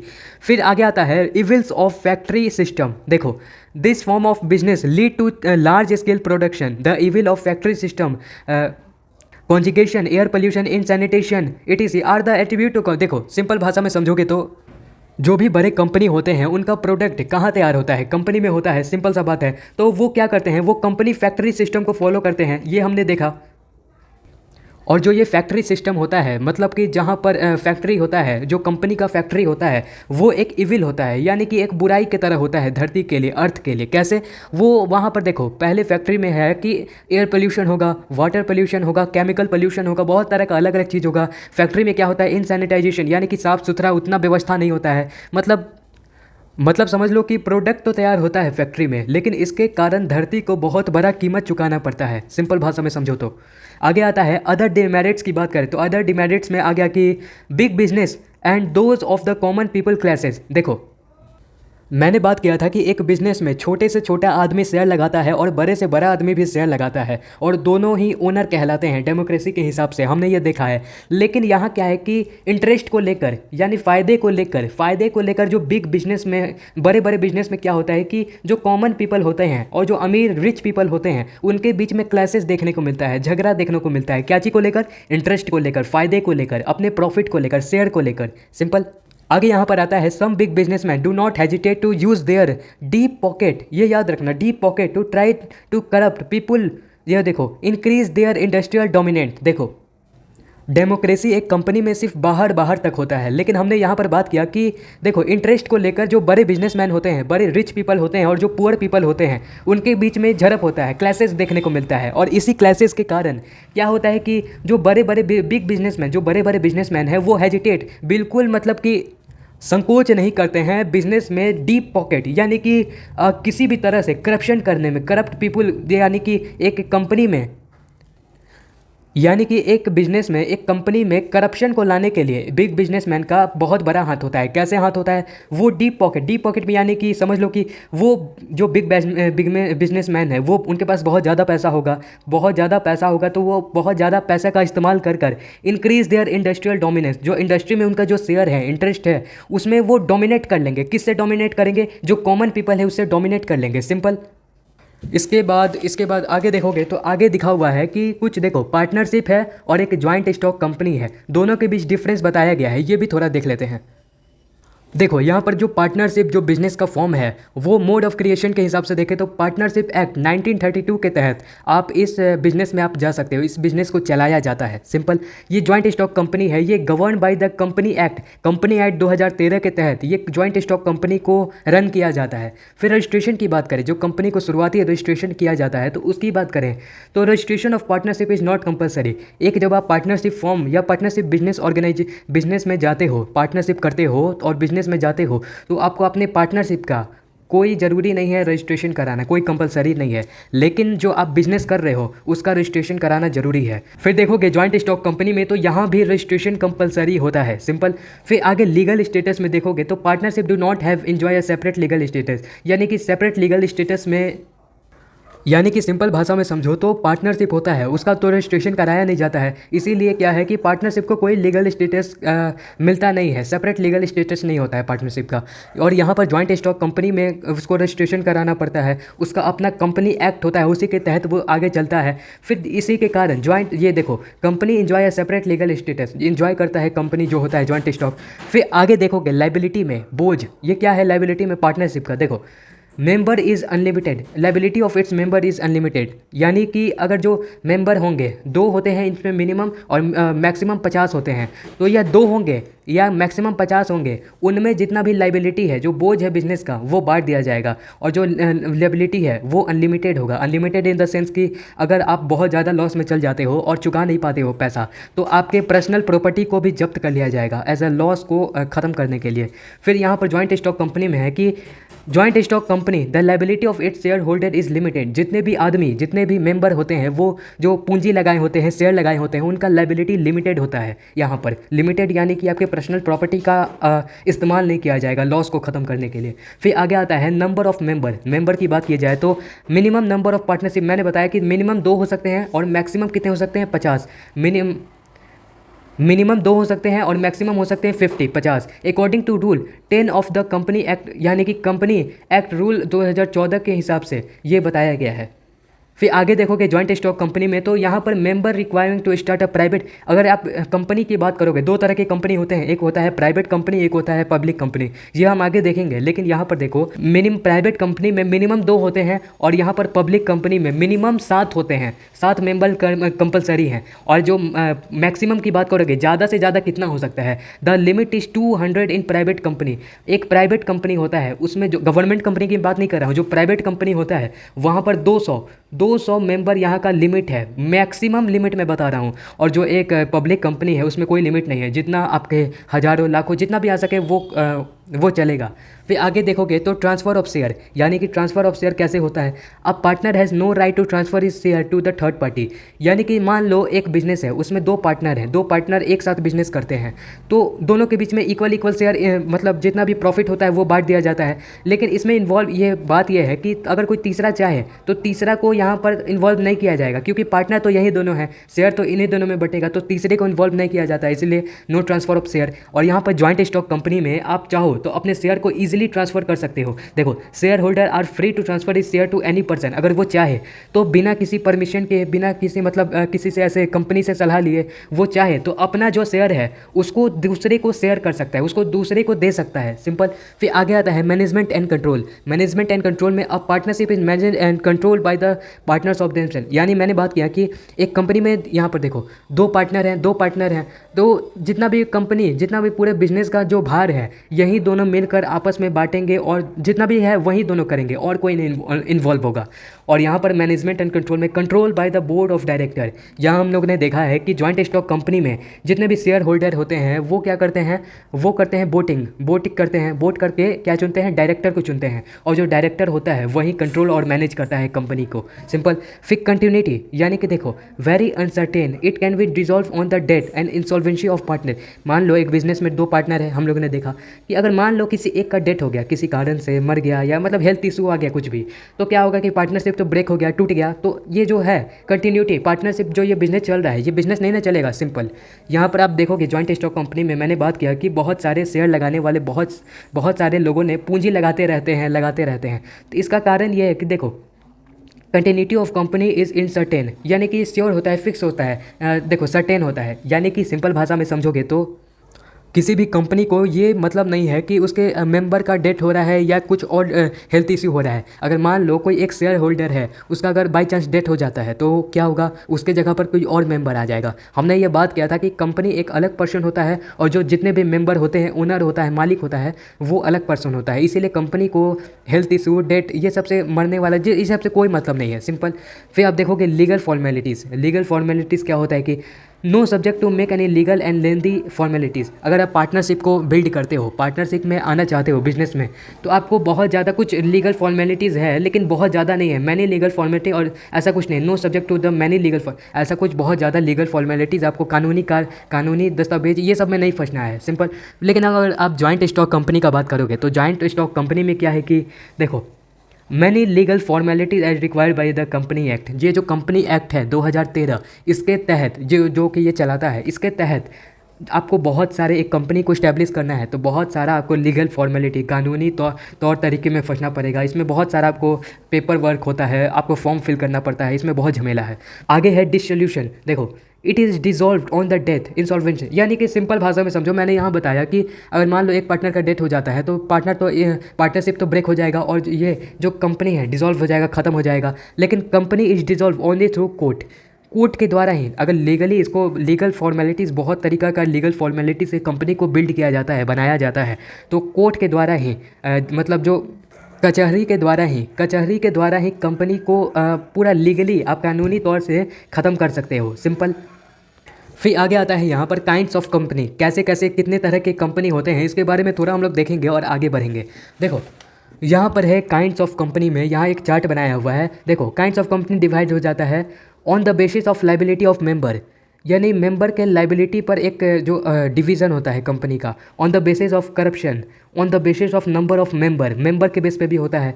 फिर ये देखो लाइबिलिटी ऑफ मेंबर में आता है लिमिटेड और एक अनलिमिटेड, 2 तरह का लाइबिलिटी होता है ना, वो हो गया। फिर अनलिमिटेड लाइबिलिटी में है कंपनी एलटीडी बाय शेयर, ये हम देखेंगे। फिर है एक कंपनी एलटीडी बाय गारंटी, ये देखो ये भी हम लोग देखेंगे। फिर ये हम लोग देखेंगे। फिर अदर बेसिस ऑफ करप्शन, इन करप्शन में आता है तुम्हारा कि by royal charter, by special act of parliament, और आता है अंडर द कंपनी एक्ट, ये हम लोग देखते हैं। और जो तीसरा है हमारा on the basis of number of member, public आता है, प्राइवेट आता है, और वन पर्सनल कंपनी और ओपीसी, इसके बारे में हम लोग थोड़ा थोड़ा डिस्कस करते हैं और चैप्टर का एंड करते हैं। और इसके लिए हमको ये देखना पड़ेगा, यहाँ पर हमने पहले बात किया कि लाइबिलिटी पे बात करते हैं on the basis of liability of member. Liability के बेस पर एक काइंड्स ऑफ कंपनी को डिवाइड किया जाता है। तो कैसे, देखो लाइबिलिटी के बेस पर पहले होता है लिमिटेड और दूसरा होता है अनलिमिटेड। हमने यहाँ पर देखा लिमिटेड अनलिमिटेड, इसके बारे में देखते हैं क्या होता है। देखो लाइबिलिटी के बेस पे मेंबर को डिवाइड किया जाता है। लिमिटेड कंपनी, देखो companies limited by share, such companies are very much popular this day. आज के समय में ऐसा कंपनी बहुत ज़्यादा पॉपुलर है, बहुत ज़्यादा आ भी रहा है ऐसा company. The liabilities of member is limited up to the value of share purchase by them. यानी कि एक मेंबर है, मान लो एक कंपनी में एक मेंबर है तो उसका वो जितना शेयर लगाया होगा, वो जितना अपना पूंजी लगाया होगा, कैपिटल लगाया होगा, उस हिसाब से ये तय होगा कि उसे कितना आपको लाइबिलिटी पे करना है। यानी कि अगर कंपनी लॉस में चला जाता है तो उसे कितना पे करना है उस हिसाब से तय होगा। किस हिसाब से, जितना वो शेयर लगाया होगा कंपनी में उस हिसाब से। इसीलिए ये जो होता है लिमिटेड होता है, इसीलिए ये लिमिटेड होता है। ये आपके शेयर के हिसाब से चलता है, जो जितना आपके वैल्यू ऑफ शेयर है उस हिसाब से चलेगा कि आपका लिमिटेड रहेगा लाइबिलिटी, सिंपल। फिर आगे आता है कंपनी लिमिटेड बाई गारंटी। देखो under this type of company that they will play a fixed sum of money in the event of the help required by them or if the company suffer losses during 1 year of their leaving the company। देखो company are non profit organization, जैसे देखो हम लोग पूरा इसको अच्छा से discuss करते हैं। ऐसे कंपनी होते हैं जो कि देखो यहाँ क्या लिखा है, sum of money on the event help requirement by them in the company suffer loss. देखो यहाँ पर है कि जो इसके मेंबर होते हैं, इस कंपनी के जो मेंबर होते हैं वो क्या करते हैं, this member do not contribute their capital on the company. वो अपना एक्चुअल पूंजी, जो अपना एक्चुअल शेयर होता है वो इन्वेस्ट नहीं करेंगे, लेकिन एक गारंटी के द्वारा अगर मान लो कंपनी को लॉस होता है, कोई चीज़ का लॉस होता है, तो वो फिक्स्ड सम ऑफ मनी, यानी कि पहले से ये तय होगा कि वो मेंबर कितना आपको शेयर देगा, यानी कि लॉस में कितना आपका हेल्प करेगा, कंपनी का कितना हेल्प करेगा उस इवेंट में। उसी हिसाब से help required by them in a company suffer, अगर कंपनी सफ़र करेगा, कोई लॉस को सफ़र करेगा, तो उस हिसाब से तय होगा कि।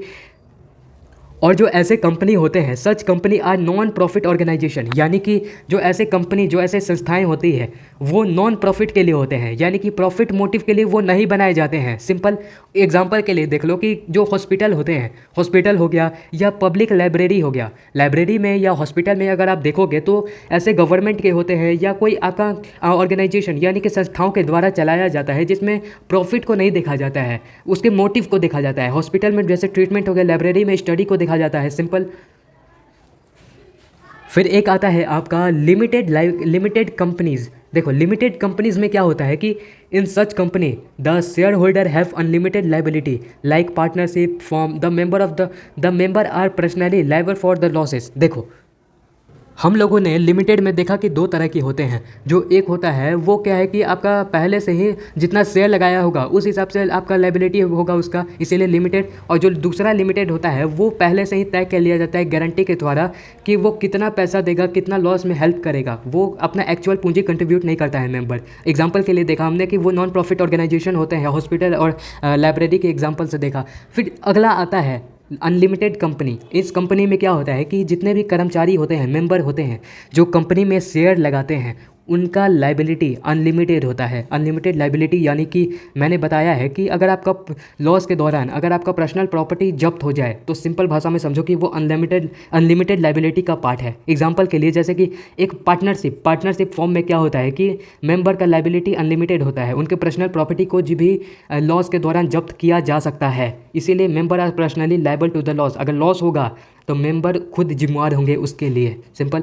फिर देखो आगे आता है on the basis of incorporation. देखो हम लोग ने बात किया कि incorporation, on the basis of incorporation में द लॉयर चार्टर आता है। फिर देखो bye special act of parliament हो गया, अंडर द कंपनी एक्ट, इसके हिसाब से चलता है। देखो यहाँ पे पहले आता है चार्टर्ड कंपनी। चार्टर्ड कंपनी कैसा होता है ये देखो, this kind of company are formed for meeting a specific object of the state, example के लिए to rule a particular area, to increase the shoulder strength, the company are known as the chartered company, East India Company is the famous example of kind of the company. देखो, chartered company में ऐसा company आता है जो आज के समय में इनडायरेक्टली या डायरेक्टली गवर्नमेंट के या नेशन के हेल्प के लिए बना हो। एग्जांपल के लिए ले लो कि to rule a particular area. देखो, ये चार्टर्ड कंपनी जो होते हैं वो कुछ एरिया पे रूल करते हैं, यानी कुछ उनका एक अलग एरिया होता है, मतलब जो होता है शहरी जगह या गाँव वाले जगह से हटकर उनका एक पर्टिकुलर एरिया होता है to increase the shoulder strength, यानी कि वो अपने आर्मी को या स्ट्रेंथ को बढ़ा सके, शोल्डर के स्ट्रेंथ को बढ़ा सके। देखो, this company are known as the chartered company, और इसी कंपनी को चार्टर्ड कंपनी कहते हैं। और जो हमने पहले हमारे इंडिया के हिस्ट्री में बात किया था, जो कि देखो ईस्ट इंडिया कंपनी जो कि एक विदेशी कंपनी है जो इंडिया में आया था, जो रिवॉल्यूशन हुआ था इंडिया का उस समय आया था, ईस्ट इंडिया कंपनी जो कि बहुत फेमस है, वो एक फेमस एग्जांपल है इस कंपनी का, चार्टर्ड कंपनी का। वो क्या किया था कि भारत के एक इलाके को, एक पर्टिकुलर इलाके को वो कब्जा कर लिया था और वहीं पे अपने सोल्जर्स के स्ट्रेंथ को बढ़ा रहा था, वो अपना काम कर रहा था। वही एग्जांपल है ईस्ट इंडिया कंपनी। आगे देखोगे by special act of parliament, यानी कि देखो type of company are form for national duty. ये स्पेशल, ये भी बात किया हमने कि ये भी कंपनी क्या होता है, ये भी नेशन का इनडायरेक्टली हेल्प करता है।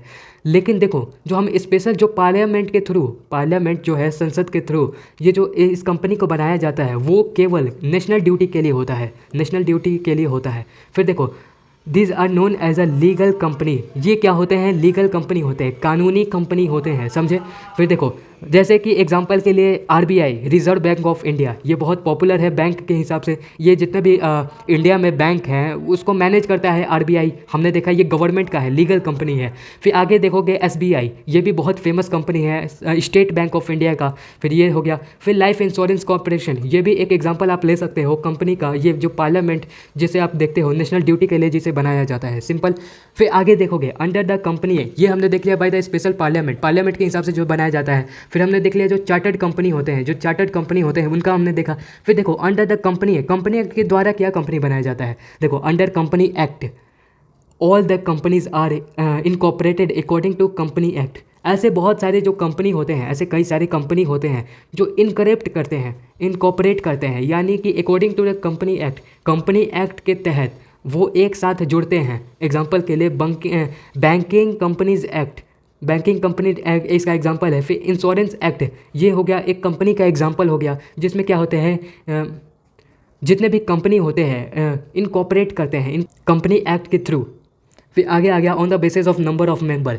ये देखो हमने इतना तक डिस्कस कर लिया है, ये दोनों हम लोग का कंप्लीट हो गया। और जो लास्ट है हमारा on the basis of number of member, जिसमें हमें देखना है एक पब्लिक क्या होता है, प्राइवेट क्या होता है, और जो 1 पर्सन कंपनी यानी कि ओपीसी 1 पर्सन कंपनी क्या होता है ये भी देख लो।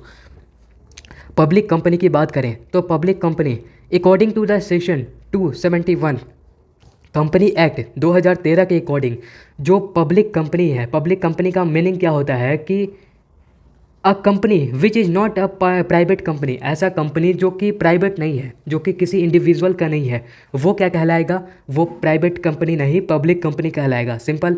ये हम लोग ने देख लिया। और प्राइवेट कंपनी में क्या होता है कि has a maximum paid of the capital of 5 lakh rupee as the higher paid of capital it may be prescribed, यानी कि सिंपल भाषा में है कि यानी कि जो है जो प्राइवेट कंपनी है, सॉरी पब्लिक कंपनी है, उसमें मैक्सिमम पेड अप कैपिटल, ज़्यादा से ज़्यादा पूंजी 5 लाख तक हो सकता है पीस, and such higher paid of capital, जो हायर पेड ऑफ कैपिटल होगा मे बी प्रिस्क्राइब्ड, उसका कोई लिमिट नहीं है, वो प्रिस्क्राइब्ड है, इधर उधर मतलब ऊपर नीचे होता रहता है, सिंपल। फिर इसके बाद आगे देखोगे तो आगे आता है अपन का पब्लिक के बाद प्राइवेट कंपनी। प्राइवेट कंपनी में देखो private company as a company which has a minimum paid up capital of 1 lakh rupee. इस कंपनी में क्या होता है कि मिनिमम पेड अप कैपिटल, इस कंपनी में जो शेयर लगता है, प्राइवेट कंपनी की बात कर रहा हूँ जो कि बहुत टॉप के कंपनीज में की मैं बात कर रहा हूँ, उसमें मिनिमम पेड अप कैपिटल कितना होता है, 1 लाख रुपया का, 1 लाख रुपया का मिनिमम पेड अप कैपिटल होता है। फिर आगे देखो इसका कुछ बताया गया है कि restrict the right of its member to transfer share, यानी कि जब आप एक प्राइवेट कंपनी की बात करोगे तो प्राइवेट कंपनी में आप आसानी से किसी को अपना शेयर, जैसे कि मान लीजिए प्राइवेट कंपनी में किसी एक आदमी के पास शेयर है तो वो किसी आसानी से दूसरे आदमी को शेयर नहीं दे सकता है, सिंपल। हमने देखा प्राइवेट कंपनी में। फिर आगे आता है 1 पर्सन कंपनी। ये देखो expected in the case of 1 person company, 1 person company के केस में क्या है कि limited the number of its member to member to 200 which does not include member who are the employee and member of company। फिर B आता है member who will they are employee of the company where all its member are continue to be the member after leaving its employment। देखो ये तो यहाँ पर ये बताया गया है कि सिंपल देखा जो 1% कंपनी होता है उसमें जो मेंबर होता है वही एम्प्लॉय होता है अपने कंपनी का। ये हम आगे देखेंगे आगे 1% कंपनी में, लेकिन 1% कंपनी में एम्प्लॉय होता है, जो ओनर होता है वही एम्प्लॉय होता है। ये सब जो दिया है 1% कंपनी का दिया है। लेकिन जो हम डायरेक्ट देखते हैं एक प्राइवेट कंपनी में, तो एक प्राइवेट कंपनी में क्या होता है कि एक मिनिमम प्राइवेट कंपनी से आप समझ सकते हो किसी इंडिविजुअल का खड़ा किया हुआ कंपनी, इंडिविजुअल का खड़ा किया हुआ, ना ही वो गवर्नमेंट कंपनी है ना ही वो पब्लिक कंपनी है, वो है प्राइवेट कंपनी। किसी इंडिविजुअल ने उस कंपनी को खड़ा किया है, बनाया है एक एज अ कंपनी। देखो the minimum number of a member in a private company is 2। एक प्राइवेट कंपनी में मिनिमम 2 आदमी हो सकते हैं, 2 आदमी हैं तो वो कंपनी कहलाएगा, आप रजिस्टर करा सकते हैं। और जो मैक्सिमम होता है वो मैक्सिमम 200 तक जा सकता है, 200 आपके मेंबर हो सकते हैं मैक्सिमम। ये मैं मैक्सिमम लिमिट का बात कर रहा हूँ। फिर आगे देखोगे तो a private company must write the word PVT LTD its name as the name है, otherwise it will be consider as the public company. जैसे कि मैंने एक बात किया, जैसे कि देखो एक किसी स्टोर का नाम है श्याम डॉट PVT LTD। देखो ये श्याम कंपनी का नाम हो गया, कंपनी का मान लो श्याम नाम है, ये श्याम नाम है कंपनी का। लेकिन अगर हम इसके आगे, अगर हमने को प्राइवेट कंपनी बनाना है तो इसके आगे मैं लिख दूंगा PVT LTD। अगर मैं इसको प्राइवेट कंपनी बनाना चाहता हूँ तो अगर ऐसा मैं करूँगा कि मैं इसको नहीं लिखूँगा तो क्या होगा, श्याम ये इसको समझा जाएगा एज अ पब्लिक कंपनी, इसको एज अ पब्लिक कंपनी समझा जाएगा। और जब हम बात करते हैं PVT LTD का तो ये एक प्राइवेट कंपनी बन जाता है, सिंपल। और जो PVT होता है, PVT LTD का मतलब होता है कि देखो प्राइवेट लिमिटेड कंपनी, प्राइवेट से मतलब है कि प्राइवेट इंडिविजुअल, लिमिटेड से मतलब है कि कैपिटल लिमिटेड कंपनी, सिंपल। देखो आगे है 1% कंपनी। ये क्या होता है, देखो यहाँ पर एक बहुत अच्छे से दिया हुआ है कि 1% company it refer to the company which has only 1% as a member. यानी कि ये एक ऐसा कंपनी है, ना ही पब्लिक है ना ही प्राइवेट है। इस कंपनी में क्या होता है कि केवल एक मेंबर होता है, 1% एज अ मेंबर। यानी कि अलग अलग हम देखते हैं कि किसी पब्लिक या प्राइवेट में, पब्लिक कंपनी में हज़ारों लाखों मेंबर होते हैं जो अपना शेयर लगाते हैं, मेंबर में शेयर लगाते हैं। लेकिन जब हम 1% कंपनी की बात करते हैं तो यहाँ पर केवल एक आदमी काम करता है, and which work on the principle of the ordinary company. जो होता है, ये जो एक आदमी कंपनी में काम करता है वो साधारण कंपनी, जैसे कि एक प्राइवेट या पब्लिक कंपनी के साधारण कंपनी के जैसा ही काम करता है। यहाँ पर केवल एक आदमी होता है, 1%, सिंपल। और जो ये 1% कंपनी है वो बेसिकली आपका बहुत हद तक सिमिलर है आपका सोल प्रोप्राइटरशिप से। लेकिन इसको ये जो 1% कंपनी है उसको कंपनी का टैग मिला है, इसीलिए ये सोल प्रोप्राइटरशिप से अलग हो जाता है। फिर देखो यहाँ पर 1% कंपनी के बारे में कुछ बताया गया है। इस हिसाब से देखो इंडियन कंपनी एक्ट 2013 के हिसाब से provided the only a natural person who is an Indian citizen and resident in India shall be eligible to corporate 1% company. देखो यहाँ पर बताया गया है कि 1% कंपनी कौन खोल सकता है, कौन ऐसा मेंबर है, जो कौन ऐसा आदमी है जो अकेले कंपनी को हैंडल कर सकता है। वो company act, Indian company act 2013 के तहत ये बताया गया है कि इसमें सिर्फ एक आदमी 1% अगर कंपनी का बनता है तो वो सबसे पहला है कि वो नेचुरल पर्सन होना चाहिए, इंडियन सिटीजन, यानी कि उसका जन्म भारत में होना चाहिए और भारत का रहने वाला रेसिडेंट इन द, मतलब कि उसका घर भी भारत में होना चाहिए, इंडिया में होना चाहिए। तभी वो शैल be eligible for the company, तभी वो 1% कंपनी OPC के लिए वो आपका एलिजिबल होगा, सिंपल। फिर देखो no person shall be eligible to उनके, देखो यहाँ पर है कि जब हम 1% कंपनी की बात करते हैं तो 1% कंपनी का मतलब ही होता है कि OPC 1%, एक आदमी काम करेगा, सिंपल। अगर एक से इसमें ज़्यादा आदमी हो जाएगा तो वो 1% कंपनी नहीं रहेगा, और इसीलिए इसका नाम है 1% कंपनी। इसीलिए इसमें एक से ज़्यादा आदमी अलाउड ही नहीं है, एक से ज़्यादा आदमी इसमें कॉपरेट नहीं कर सकता है। फिर यहाँ पर आगे देखोगे तो इसमें बताया गया कि where the paid up shall be capital of 1% company exceed 50 lakh rupee on its average annual turnover during the relative period exceeds 2 crore rupee it shall be accused to be entitled to continue as a 1% company। देखो यहाँ पर देखो कि simple भाषा में लिखा गया है कि 1% कंपनी OPC को अगर आप मेंबर हो OPC अगर आप चलाते हो, 1% कंपनी अगर आप चलाते हो तो उसका जो क्या रिक्वायरमेंट होना चाहिए वो यहाँ पर देखो कि जो शेयर लगाया है 1% कंपनी में, जो एक मेंबर है वो शेयर लगाया है, वो ज़्यादा होना चाहिए 50 लाख से। 50 लाख से ज़्यादा शेयर होना चाहिए उस कंपनी में, वो एक आदमी के द्वारा ही लगना चाहिए, लेकिन 50 लाख से ज़्यादा होना चाहिए। और जो उसका एनुअल टर्नओवर है, खरीद है, वो एनुअल टर्नओवर वो होना चाहिए आपका 2 करोड़ रुपया से ज़्यादा का, 2 करोड़ रुपया से ज़्यादा एक्सीड यानी ज़्यादा का होना चाहिए, तभी आप 1% ओपीसी के ओपीसी के लिए एलिजिबल कहलाओगे, अगर आप ऐसा कर पाते हो तब। फिर यहाँ पर आगे देखो कुछ फीचर दिया है 1% कंपनी का। देखो, a 1% company can be cooperated with incorporated as a private limited company only. जो 1% कंपनी है, ओपीसी है, वो किसके साथ सम्मिलित हो सकता है? केवल और केवल, देखो वो 1% ओपीसी तो रहेगा, लेकिन बस वो कोलाइड किससे कर सकता है? वो किसके साथ आ सकता है? वो इनकॉर्पोरेट किसके साथ कर सकता है? सम्मिलित किसके साथ हो सकता है? तो वो है प्राइवेट लिमिटेड कंपनी। जो हमने प्राइवेट कंपनी का बात किया, बस प्राइवेट कंपनी से वो इनकॉर्पोरेट कर सकता है। फिर आगे देखोगे तो ओनली वन नेचुरल मेंबर होना चाहिए। एक जो ओपीसी है उसमें केवल एक मेंबर होना चाहिए, सिंपल सा है, जो कि भारत का हो, रेसिडेंट ऑफ इंडिया, जो जिसका घर भी भारत में हो और वो भी भारत का नेचुरल इंडियन हो, यानी कि उसका जन्म यहीं पे होना चाहिए इंडिया में। देखो, at the any point of time, ये कभी भी हो गया। फिर इट में have minimum 1 and maximum 50 director, यानी कि एक 1% एक ओपीसी में मिनिमम, यानी कि एक ओपीसी में मिनिमम एक डायरेक्टर होता है, और जो मैक्सिमम हो सकता है 50 डायरेक्टर एक ओपीसी कंपनी में हो सकते हैं। ओपीसी 1% कंपनी में केवल 50 डायरेक्टर हो सकते हैं मैक्सिमम। फिर आगे देखोगे तो it's minimum paid up capital should be 1 lakh. जो मिनिमम पेड ऑफ कैपिटल है, यानी कि जो डायरेक्टर है उनको पे करना है मिनिमम आप 1 लाख। ये गवर्नमेंट की तरफ से बहुत ज़्यादा इस पर रिस्ट्रिक्शन लगा हुआ है ओपीसी से। देखो, formed for business as well as a charitable purpose, यानी कि ऐसा जो कंपनी होता है बेसिकली आपका प्रॉफिट के लिए नहीं होता है, कमाने के लिए नहीं होता है, ये चैरिटी के लिए होता है, चैरिटेबल पर्पस के लिए, ये समझ गए। फिर an OPC cannot convert itself to the public और the private company unless a period of 2 year has expired from the date of its in the corporate and convert into the mandatory when the paid up share capital is increase beyond 50 lakh as it average annual turnover during the relevant period exceed 2 crore. Simple सा मतलब है कि एक OPC खुद को public या private company में परिवर्तित नहीं कर सकता है जब तक कि इनका पीरियड ऑफ 2 ईयर की अवधि समाप्त नहीं हो जाता, और जब तक कि कन्वर्जन मैंडेटरी नहीं हो जाता, और साथ में इसका एनुअल टर्नओवर उसी साल में होना चाहिए, तभी ये मैंडेटरी करता है।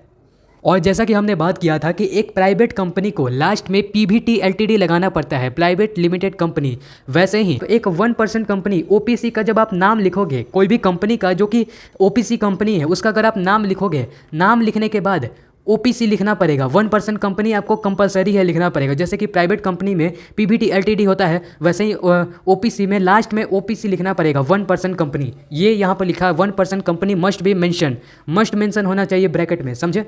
फिर आगे आता है एडवांटेज। कुछ हम लोग एडवांटेज देख लेते हैं ओपीसी का, 1% कंपनी का।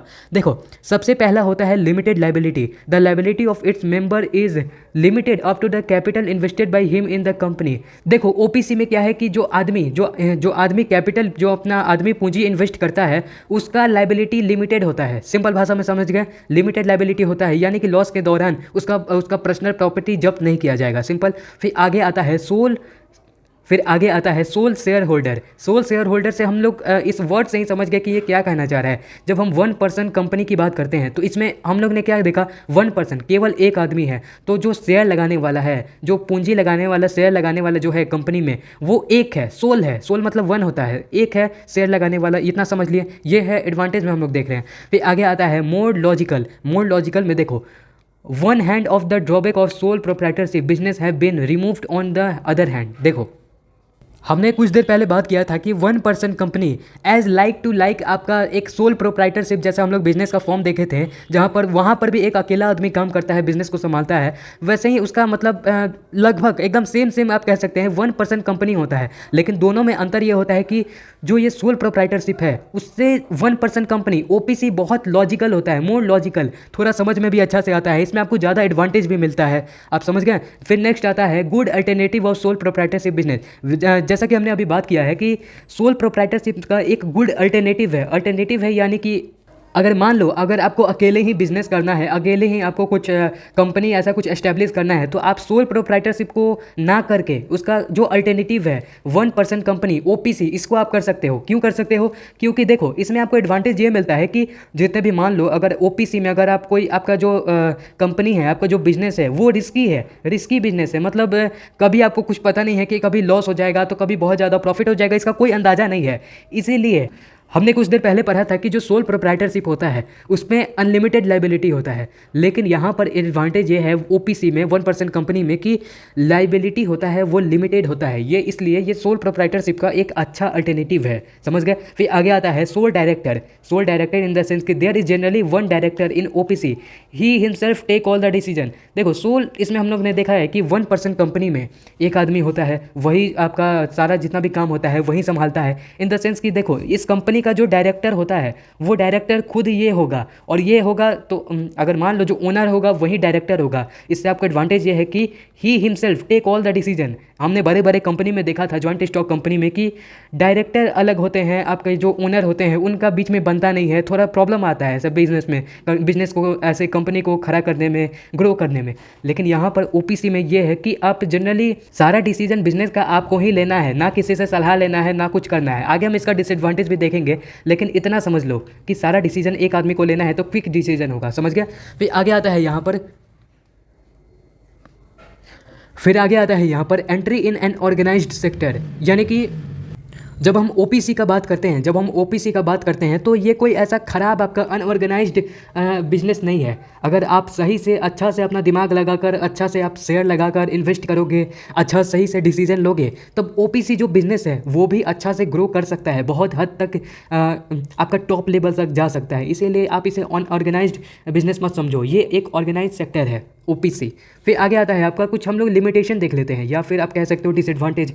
ये देखो 1% कंपनी का क्या डिसएडवांटेज होता है, ये देखो स्टोरेज ऑफ रिसोर्सेज। देखो मेन प्रॉब्लम यहाँ पे आता है कि the availability of resources in OPC is less then in the public company, यानी कि जब यहाँ पर 1% कंपनी में 1% ही अपना शेयर लगाएगा, जितना भी आपका डायरेक्टर का काम है वहीं वो संभालेगा, तो क्या है कि पूंजी भी जितना शेयर लगाया है उसी हिसाब से ना उसके पास रिसोर्स होगा उसके कंपनी में। तो यहाँ पर है कि जो पब्लिक कंपनी होता है उससे कम रिसोर्सेज होता है ओपीसी के पास, 1% कंपनी के पास। ऐसा क्यों? क्योंकि सिंपल सा बात है कि एक आदमी का पूंजी लग रहा है, एक आदमी का शेयर लग रहा है, तो यहाँ पर जो रिसोर्सेज होगा, जो बिजनेस में ये कंपनी में सामान होगा वो डेफिनेटली कम होगा। ये तो लॉजिक का बात है। फिर आगे आता है मोर फॉर्मेलिटीज़। देखो more formalities have to be perform then the sole proprietorship business. हमने बात किया कि कुछ देर पहले बात किया था कि एक अच्छा अल्टरनेटिव है। यहाँ पर देखो, यहाँ पर साफ साफ लिखा हुआ है कि सोल प्रोप्राइटरशिप का एक अच्छा अल्टरनेटिव है कौन? 1% कंपनी ओपीसी। लेकिन लिमिटेशन में यहाँ ये आ जाता है कि जब फॉर्मेलिटीज़ का बात किया जाता है, जब कानूनी तौर से उसको इस्टेब्लिश किया जाता है, लीगली इस्टेब्लिश किया जाता है, तो बहुत सारा आपको फॉर्मेलिटीज़ निभाना पड़ता है, बहुत सारा आपको अलग अलग, क्योंकि ये कंपनी ना है, कंपनी और एक सोल प्रोप्राइटरशिप में बहुत डिफरेंस आ जाता है। इसीलिए फॉर्मेलिटीज़ के कारण ये सोल प्रोप्राइटरशिप से थोड़ा हार्ड हो जाता है उससे कंपेयर करने पर। फिर नेक्स्ट आता है आपका अनबैलेंस्ड डिसीजन। ऐसा हमने क्यों बोला? ये देखो, decision are taken only by 1%, so there is always the be apprehension of their being unbalanced, असंतुलित। सिंपल सा देखो, हमने यहाँ पर फिर से देखा था कि यहाँ पर सोल डिसीजन होता है, यानी कि देखो द पर्सन, जो अकेला आदमी होता है, one person he himself take all the decision, सारा डिसीजन एक आदमी लेता है। इसका डिसएडवांटेज मैंने बोला था कि मैं बताऊंगा। देखो यहाँ पर यह है कि अनबैलेंस डिसीजन में कि जो डिसीजन होता है वो केवल एक आदमी लेता है, यही लिमिटेशन है। क्यों लिमिटेशन है? क्योंकि मान लो अगर आपको किसी कंपनी में अच्छा डिसीजन चाहिए, एक आपको सटीक डिसीजन चाहिए जो कि कंपनी को ग्रो करने में, आगे बढ़ाने में हेल्प करे, मदद करे, तो क्या है कि जितना ज़्यादा लोगों से सलाह लोगे उतना आपका डिसीजन यूनिक बनेगा। आपका डिसीजन में थोड़ा सा क्या कह सकते हैं, उस डिसीजन में गलतियां कम होगा, और जितना भी सुधार है वो और बढ़ेगा। भले ही आपको टाइम ज़्यादा लग जाए, ज़्यादा लोगों से पूछोगे, बातचीत करोगे, विचार करोगे तो टाइम ज़्यादा लगेगा, ये तो जाहिर सी बात है। लेकिन कि जब आप इसका 1% कंपनी का बात करते हो तो यहाँ पर अकेला आदमी डिसीजन ले लेता है। अगर वो सही है कि गलत है ये पता करने वाला, ये डिसाइड करने वाला कोई नहीं है, उसको सलाह देने वाला कोई नहीं है, इसीलिए डिसीजन अनबैलेंस हो जाता है, असंतुलित हो जाता है। सिंपल। फिर आगे देखते हैं एजम्पशंस ऑफ प्राइवेट कंपनी। ये तो हम लोग का कंप्लीट हो गया कि ओपीसी क्या होता है। ओपीसी का हम लोग डिसएडवांटेज देखा, एडवांटेज देखा ये होता क्या है ये देखा, कैसे बनता है, लीगल फॉर्मेलिटीज़ क्या होता है ये देख लिया। फिर कुछ आते हैं यहाँ पर क्या क्या छूट होता है प्राइवेट कंपनी को, इसके बारे में थोड़ा डिस्कस करते हैं। देखो, a private company has characterized of both company and partnership form. देखो, एक जो प्राइवेट कंपनी होता है वो बोथ कंपनी और जो पार्टनरशिप फॉर्म उसका मिक्सचर होता है, सिंपल। और ये हो सकता है, ये गवर्नमेंट, ये मतलब कि आपको लीगली, ये कानूनी तौर से ये आपको छूट मिला है कि आप अगर आपका एक प्राइवेट कंपनी है तो प्राइवेट कंपनी क्या करता है, कोई अलग कोई दूसरा आपका कह सकते हैं कि जो पार्टनरशिप का जो अलग बिजनेस कोई खड़ा किया है वो चला रहा है, उससे आप क्या कर सकते हो पार्टनरशिप में। यहाँ पर बोथ देखो, private company has the characterize of both company partnership form. एक कंपनी भी हो सकता है, एक पार्टनरशिप फॉर्म के द्वारा भी आप इसको प्राइवेट कंपनी को चला सकते हो, ये आपका छूट है, सिंपल। फिर देख लो एजम्पशंस ऑफ फॉर्मेलिटी फॉर्मेशन कैसे किया जाता है इसके बारे में थोड़ा सा हम देखते हैं। Only 2 member are required to form it. जब एक हम प्राइवेट कंपनी की बात करते हैं तो मिनिमम से मिनिमम 2 आदमी रिक्वायरमेंट होता है एक कंपनी के लिए। फिर आगे देखो, no limit on share. Limit अगर आप शेयर्स की बात करते हो कि उसका विभाजन कैसे होगा, आप मतलब किसी को दे सकते हो या नहीं दे सकते हो, यहाँ पर आपका खुला छूट, no limit on share. Simple सा है कि आप चाहो तो जितना भी पूंजी लगाना चाहते हो उतना लगा सकते हो, उतना शेयर इन्वेस्ट कर सकते हो बिजनेस में, अपने कंपनी में।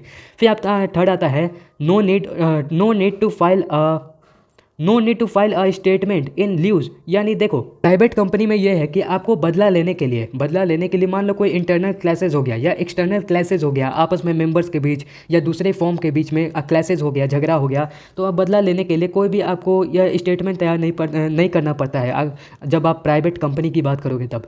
फिर अब आपका आता है fourth, private company need not buy certificate of commencement of business to carry on its business. यानी कि जब हम प्राइवेट कंपनी की बात करते हैं, फॉर्मेशन का बात करते हैं, तो ये ध्यान में रख लो कि ऐसा कोई सर्टिफिकेट, लीगल सर्टिफिकेट का आवश्यकता नहीं पड़ता है कि जो बिज़नेस के शुरू होने तक उसको हम लोग कैरी करते रहें। ऐसा कोई सर्टिफिकेट शुरू होने तक, बिज़नेस के स्टार्टिंग से हम उसको कैरी करते रहे या मतलब कि स्टार्टिंग में उस बिज़नेस को मतलब उस सर्टिफिकेट को कराना जरूरी है, ऐसा कुछ नहीं होता है एक प्राइवेट कंपनी में। पब्लिक में होता है, वो हम आगे देखेंगे, लेकिन प्राइवेट में नहीं होता है। फिर आता है एजम्पशंस। क्या क्या एजम्पशंस है? Exemptions of meeting. देखो, it is not required to call all either statutory meeting और द फाइल स्टेटरी रिपोर्ट। देखो, ज़्यादा दिमाग लगाने का ज़रूरत नहीं है, सिंपल सा समझो कि जो एक प्राइवेट कंपनी होता है, एक प्राइवेट कंपनी में लीगल मीटिंग का कोई ज़रूरत नहीं पड़ता है। मतलब ज़रूरत होता है लीगल मीटिंग, लेकिन ऐसा कोई कंपलसरी नहीं होता है। लीगल मीटिंग की मैं बात कर रहा हूँ, ध्यान रखना, लीगल मीटिंग ऐसा नहीं होता है एक प्राइवेट कंपनी में। फिर आपका आता है such provision can be made in its article that the rule regarding meeting gives in Companies Act. देखो, जितना भी हम लोग ने बात किया प्राइवेट कंपनी का, वो सब कैसे होता है, जितना भी रूल्स बनाया जाता है, रूल होता है, रेगुलेशन होता है, वो सब जितना भी कंपनी में बनाया जाता है, वो कंपनी एक्ट 2013, मैंने बताया था कंपनी एक्ट 2013 को ध्यान में रखते हुए बनाया जाता है। फिर आगे देखोगे तो एजम्पशंस रिगार्डिंग शेयर कैपिटल को लेकर क्या एजम्पशंस है ये देख लो। The director of private company raise capital from existing share holder और other personal friends at they think fit. जब हम शेयर कैपिटल का बात करते हैं तो यहाँ पर समझ लो कि जो डायरेक्टर है, वो डायरेक्टर जो है कंपनी का, जो डायरेक्टर है वो प्राइवेट कंपनी का डायरेक्टर पूंजी को, जैसे कैपिटल होता है, अगर बिजनेस में इन्वेस्ट करना है तो कैपिटल को कैसे राइज करना है, कैपिटल को कैसे बढ़ाना है, ये उसके हाथ में होता है। वो अगर चाहे तो कैसे भी शेयर होल्डर को मना के या मतलब कुछ भी करके वो person freely as their think, अब मतलब कि वो कुछ भी करके वो शेयर होल्डर जो शेयर लगाता है उसको मना सकता है, डायरेक्टर मना सकता है शेयर होल्डर को कि इन्वेस्ट करने के लिए बिजनेस में, सिंपल। फिर आगे देखो, the rule of company act do not apply to the private company. देखो, regarding division of share capital, voting right of member, ये देखो हमने बात किया कि कंपनी एक्ट के हिसाब से बहुत सारा ऐसा चीज़ है जो कि कंपनी प्राइवेट हो या पब्लिक दोनों में लागू होता है, लेकिन कुछ ऐसे रूल्स हैं जो कि सिर्फ पब्लिक के लिए लागू होता है, ना कि प्राइवेट के लिए।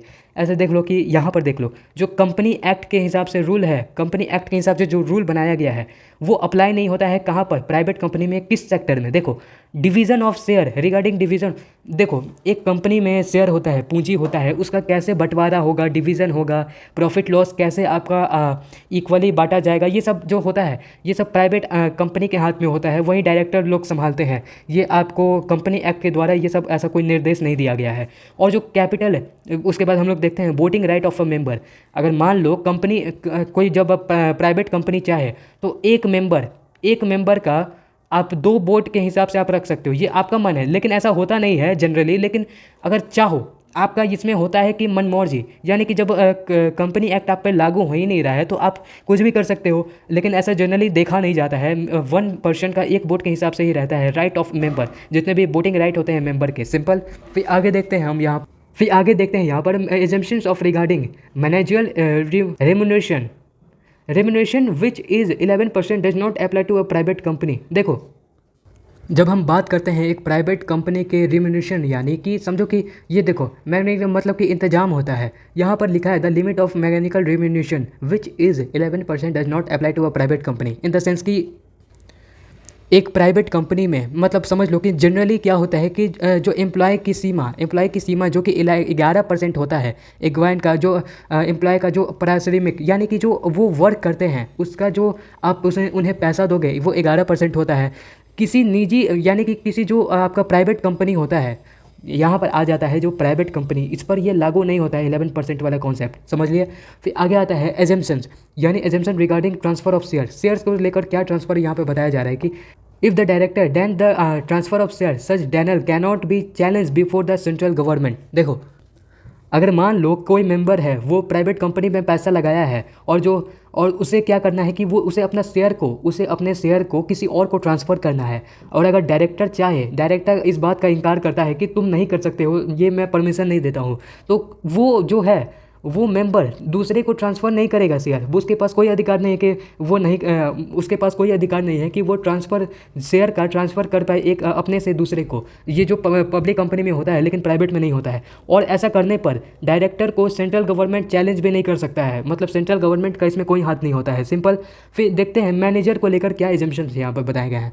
देखो, an private company can appoint any institution commission और इट्स मैनेज। एक प्राइवेट कंपनी में मैनेजर को अपॉइंट किया जाता है, एक प्राइवेट कंपनी में एक अलग से मैनेजर को अपॉइंट किया जाता है। सिंपल। फिर मैनेजर के लिए आगे बताया गया कि manager of private company can become a manager of many other company and his appointment can be made for more than 5 year. देखो, एक जो मैनेजर अपॉइंट किया जाता है, मान लो कोई एक प्राइवेट कंपनी है, उसके लिए मैनेजर को अपॉइंट करना है, तो उसके लिए वो जो मैनेजर है वो मैनी अदर कुछ बहुत सारे अलग अलग कंपनी में पहले से काम कर चुका होना चाहिए। ये कंपलसरी होता, मतलब कंपलसरी नहीं होता है, ये आपका डिपेंड करता है प्राइवेट कंपनी के जो ओनर होते हैं, मतलब जो डायरेक्टर होते हैं, जो डिसीजन लेते हैं उनके ऊपर ये मैनेजर को क्या होना चाहिए। लेकिन जो मेनली लिखा गया है उसमें बताया गया है कि वो ने पहले बहुत सारे कंपनी में काम कर लेना होना चाहिए, उसके बाद जाकर वो अपने कंपनी में अपने जो कंपनी है बिजनेस है उसमें आ सकते हैं। And his appointment can be made for the more than, और जो उनका अपॉइंटमेंट होता है, जो वो आते हैं कंपनी में, हमारे कंपनी में आते हैं, तो वो 5 साल या 5 साल से ज़्यादा समय के लिए आते हैं, यहाँ पर यह बताया गया मैनेजर के लिए। फिर आगे आता है सेंट्रल गवर्नमेंट के लिए क्या एजम्पशंस है। देखो, central government regarding change in the board of director does not apply to a private company.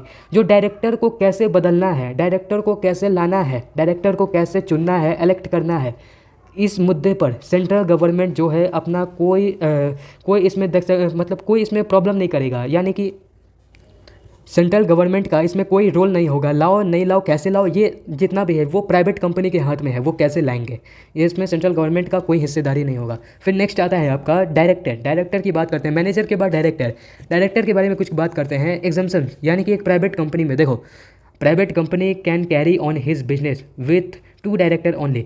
अगर एक प्राइवेट कंपनी चाहे तो वो अपने बिजनेस को 2 डायरेक्टर के साथ चला सकता है। सिंपल, पहला एग्जाम्पशन हो गया। फिर आगे आता है कि retirement of director does not apply to the private company. जो प्राइवेट कंपनी होता है उसमें डायरेक्टर का रिटायरमेंट ऐसा कुछ नहीं होता है। ये पब्लिक में देखा जाता है कि इतना साल खत्म होने के बाद वो डायरेक्टर को रिटायरमेंट लेना चाहिए, क्या लेना चाहिए वो, लेकिन प्राइवेट कंपनी में ऐसा नहीं होता है। प्राइवेट कंपनी में आपका जो रिटायरमेंट वाला जो सीन है, ये वर्ड आता ही नहीं है, रिटायरमेंट ऑफ डायरेक्टर, ये प्राइवेट कंपनी में अप्लाई नहीं होता है। थर्ड आता है आपका approval of central government is not required regarding to increase in the number. अगर आप जितना डायरेक्टर चाहें उसको आप अपने कंपनी में रख सकते हैं, इसके लिए आपको सेंट्रल गवर्नमेंट या आपको लीगली तौर पर कोई आपको अप्रूवल लेने का ज़रूरत नहीं है। आपका नेक्स्ट आता है कि आपका appointment of director does not apply to the private company. देखो, अगर हम कैसे अपॉइंट कर रहे हैं, उनको कैसे वोटिंग राइट, मतलब जैसे भी हम अपॉइंट कर रहे हैं उसमें does not apply to a private company. जो प्राइवेट कंपनी की बात करते हैं हम, तो वहाँ पर अपॉइंटमेंट काम नहीं करता है कि आपको ऐसे सिलेक्शन नहीं होता है डायरेक्टर का। वो डायरेक्टर जो होता है वो मैनेजमेंट चुनता है। मैनेजमेंट क्या करता है, वो डायरेक्टर को इलेक्ट करके चुनता है, इसीलिए डायरेक्टर डायरेक्ट चुनाता है, सिंपल। फिर आपका आ गया कि not required to get approval of central government. Central government का अप्रूवल नहीं चाहिए होता है, यह हम लोग देख चुके हैं। फिर ये देखो, change in the condition of appointment and reappointment of the managing director, यानी कि change in the condition of appointment के अलावा आप रीअपॉइंटमेंट भी कर सकते हो। सिंपल भाषा में समझोगे तो मान लीजिए जो कंपनी है उसमें एक डायरेक्टर है, वो 5 साल काम कर लिया, उसके बाद वो हट गया, तो वो चाहे तो वो जो डायरेक्टर है फिर दोबारा रीअपॉइंटमेंट कर सकता है, मतलब दोबारा आ सकता है कंपनी में। ये मैं प्राइवेट कंपनी की बात कर रहा हूँ, मैनेजिंग डायरेक्टर। फिर आपका आगे आता है shares of director does not apply to a private company. Private company में डायरेक्टर का शेयर होना, डायरेक्टर जो होते हैं उनका शेयर होना, ऐसा कोई अप्लाई नहीं है कंपनी में, ऐसा कोई मैंडेटरी नहीं है, करना है ना करना है ये उनके ऊपर डिपेंड करता है। फिर आगे आता है आपका limit of age of director of private company does not apply. अगर वो डायरेक्टर आपका 18 साल का है, वो आपका डायरेक्टर, या वो डायरेक्टर 90 साल का है, उसका साल का इसमें कोई ये ऐसा नहीं होता है कि एज फैक्टर नहीं करता है, वो जितना कम हो सकता है जितना ज़्यादा हो सकता है, ये प्राइवेट कंपनी पर डिपेंड करता है कि वो कैसा डायरेक्टर चाहते हैं। फिर यहाँ पर आगे देखोगे तो यहाँ पर है कि the rights of board of director are also not bounded by any rule. देखो, जो कंपनी के जो एक हेड कंपनी है उसके जो मेन डायरेक्टर होते हैं उनका किसी रूल से कोई लेना देना नहीं है, वो जैसे चाहे वैसे अपना काम कर सकते हैं। उनको मतलब कंपनी के द्वारा या गवर्नमेंट के द्वारा कोई हस्तक्षेप नहीं किया जाता है, उनके काम में कोई बाधा नहीं डाला जाता है, सिंपल। फिर नेक्स्ट देखोगे तो है कि in a private company loans और economic help can be given to director without the permission of private company. अगर डायरेक्टर चाहे, उसको लोन का ज़रूरत है, तो वो कंपनी से डायरेक्ट लोन ले सकता है या कोई भी आर्थिक सहायता ले सकता है, अगर वो चाहे तब। इसके लिए उस डायरेक्टर को प्राइवेट कंपनी से, मतलब जितने भी हैं सबसे, जितने भी मैनेजमेंट में लोग हैं उन सबसे सलाह लेने का, उन सबसे परमिशन लेने का कोई ज़रूरत नहीं है, वो डायरेक्ट ले सकता है। फिर आगे देखोगे तो the director of private company can vote on a resolution which is a favour of them. देखो, अगर प्राइवेट कंपनी में जो डायरेक्टर होते हैं वो उसी रिजोल्यूशन पे, उसी मतलब जो आपका जो रिजोल्यूशन जो पास हो रहा है उसी रिजोल्यूशन पे अगर वो उनके फेवर में है, अगर वो उनके फेवर में है तभी वो डायरेक्टर उस पर वोट करेगा, नहीं तो ऐसा हो सकता है कि वो वोट ना भी करे, सिंपल। फिर आगे आता है कि the register of a director need not content date of birth of the director. यानी कि देखो, जब हम रजिस्टर करते हैं अपने कंपनी का तो उसमें डायरेक्टर का एज, ये सब डेट ऑफ बर्थ, ये सब आपका ये सब कंपलसरी नहीं होता है, ये सब डालना कंपलसरी नहीं होता है। क्यों नहीं होता है? यहाँ हम लोग ने देखा कि यहाँ पर तो कोई एज फैक्टर है ही नहीं। अगर वो डायरेक्टर चाहे तो 18 साल का भी हो सकता है, 90 साल का भी हो सकता है, तो यहाँ पर एज फैक्टर है ही नहीं, तो यहाँ पर रजिस्टर करने का क्या मतलब बनता है। फिर नेक्स्ट आता है आपका there is no limit on remuneration of manager, यानी कि और यहाँ पर आता है and director, no limit on revolution of manager and director. अगर ये लोग चाहें, डायरेक्टर या जो मैनेजर है वो हेड डायरेक्टर या मैनेजर है, अगर वो चाहें, अगर प्राइवेट कंपनी चाहे तो उनका पैसा बहुत ज़्यादा कम भी कर सकती है, बहुत ज़्यादा हाई भी कर सकती है। इसके लिए आपको सेंट्रल गवर्नमेंट से, सरकारी गवर्नमेंट से आपको सलाह लेने का, परमिशन लेने का, कोई अप्रूवल लेने का कोई ज़रूरत नहीं है, सिंपल। फिर आगे देखते हैं कि देखो, such a person can also be appoint as a managing director who is already as manager on managing director of other more than one company. वही हम लोग ने बात किया कि यहाँ पर सिंपल सा बात है कि जो ऐसा डायरेक्टर, ऐसा कोई पर्सन, कोई ऐसा आदमी जो कि वो भी अपॉइंट कर सकता है, वो भी आ सकता है डायरेक्टर मैनेजिंग डायरेक्टर में, जो कि पहले किसी और कंपनी के साथ काम किया हो या कोई और कंपनी के साथ मैनेजर का, डायरेक्टर का काम किया हो, वो आ सकता है, सिंपल। लास्ट में हम लोग देखते हैं कि एडवांटेज ऑफ प्राइवेट कंपनी का क्या एडवांटेज होता है। ये देखो, इजी फॉर्मेशन होता है। देखो, 2 और more person are required to be a form. जब हम आदमी की बात करें तो जब फॉर्मेशन में जब कितने आदमी चाहिए तो 2 हो सकते हैं या 2 से ज़्यादा हो सकते हैं, उसका रिक्वायरमेंट होता है, इसीलिए फॉर्मेशन आसान हो जाता है इस नज़रिए से देखें तब। फिर आपका आगे आता है यूनिफॉर्मिटी ऑफ मैनेजमेंट। देखो, पार्टनरशिप की बात करें, partnership it has limited number of member. Partnership में या सोल प्रोप्राइटरशिप में या जॉइंट हिंदू बिजनेस फैमिली में क्या होता है कि आपका लिमिटेड मेंबर होते हैं, 2 होंगे, 4 होंगे, 50 होंगे मैक्सिमम प्राइवेट ये पार्टनरशिप वाले बिजनेस में। फिर आपका जॉइंट हिंदू बिजनेस फैमिली में आपका जितना भी होंगे, लेकिन एक साथ नहीं होंगे इतने ज़्यादा, इसीलिए क्या होता है कि लिमिटेड नंबर ऑफ मेंबर होते हैं। और अगर आप बात करोगे तब management is also as the few hand. देखो इसके कारण क्या होता है कि जो मैनेजमेंट होता है वो उसी के हाथ में डिसीजन होता है। जैसे कि हम सोल प्रोप्राइटरशिप में एक आदमी के हाथ में डिसीजन होता है। अगर मान लो पार्टनरशिप में 3 आदमी हैं तो 3 आदमी के हाथ में पूरे बिजनेस का जितना भी संभालना है उन्हीं को संभालना है, सिंपल। लेकिन अगर ये आपका है मैनेजमेंट की बात करते हैं। लेकिन फिर आगे आता है आपका डायरेक्ट एनकरेजमेंट, यानी कि since there is no difference between owner and management of a private company the profit is divided among them is a divided. देखो यहाँ पर जब हम कंपनीज़ की बात करते हैं और खासकर प्राइवेट कंपनी का, तो प्राइवेट कंपनी में जो डिफरेंस होता है ओनर का और जो मैनेजमेंट होता है, अक्सर हमने देखा गया है कि वो आपका डिफरेंस वो दोनों का आपस में तालमेल अच्छे से बैठता नहीं है। इसीलिए लेकिन अगर हम प्राइवेट कंपनी की बात करें तो वहाँ पर ओनर का, मालिक का और जो भी मैनेजमेंट है उनका प्रॉफिट डिवीज़न, कैसे प्रॉफिट को डिवाइड किया जाएगा, ये सब पहले से तय होता है। ये सब में कोई प्रॉब्लम नहीं आता है डायरेक्टर इनकरेजमेंट में।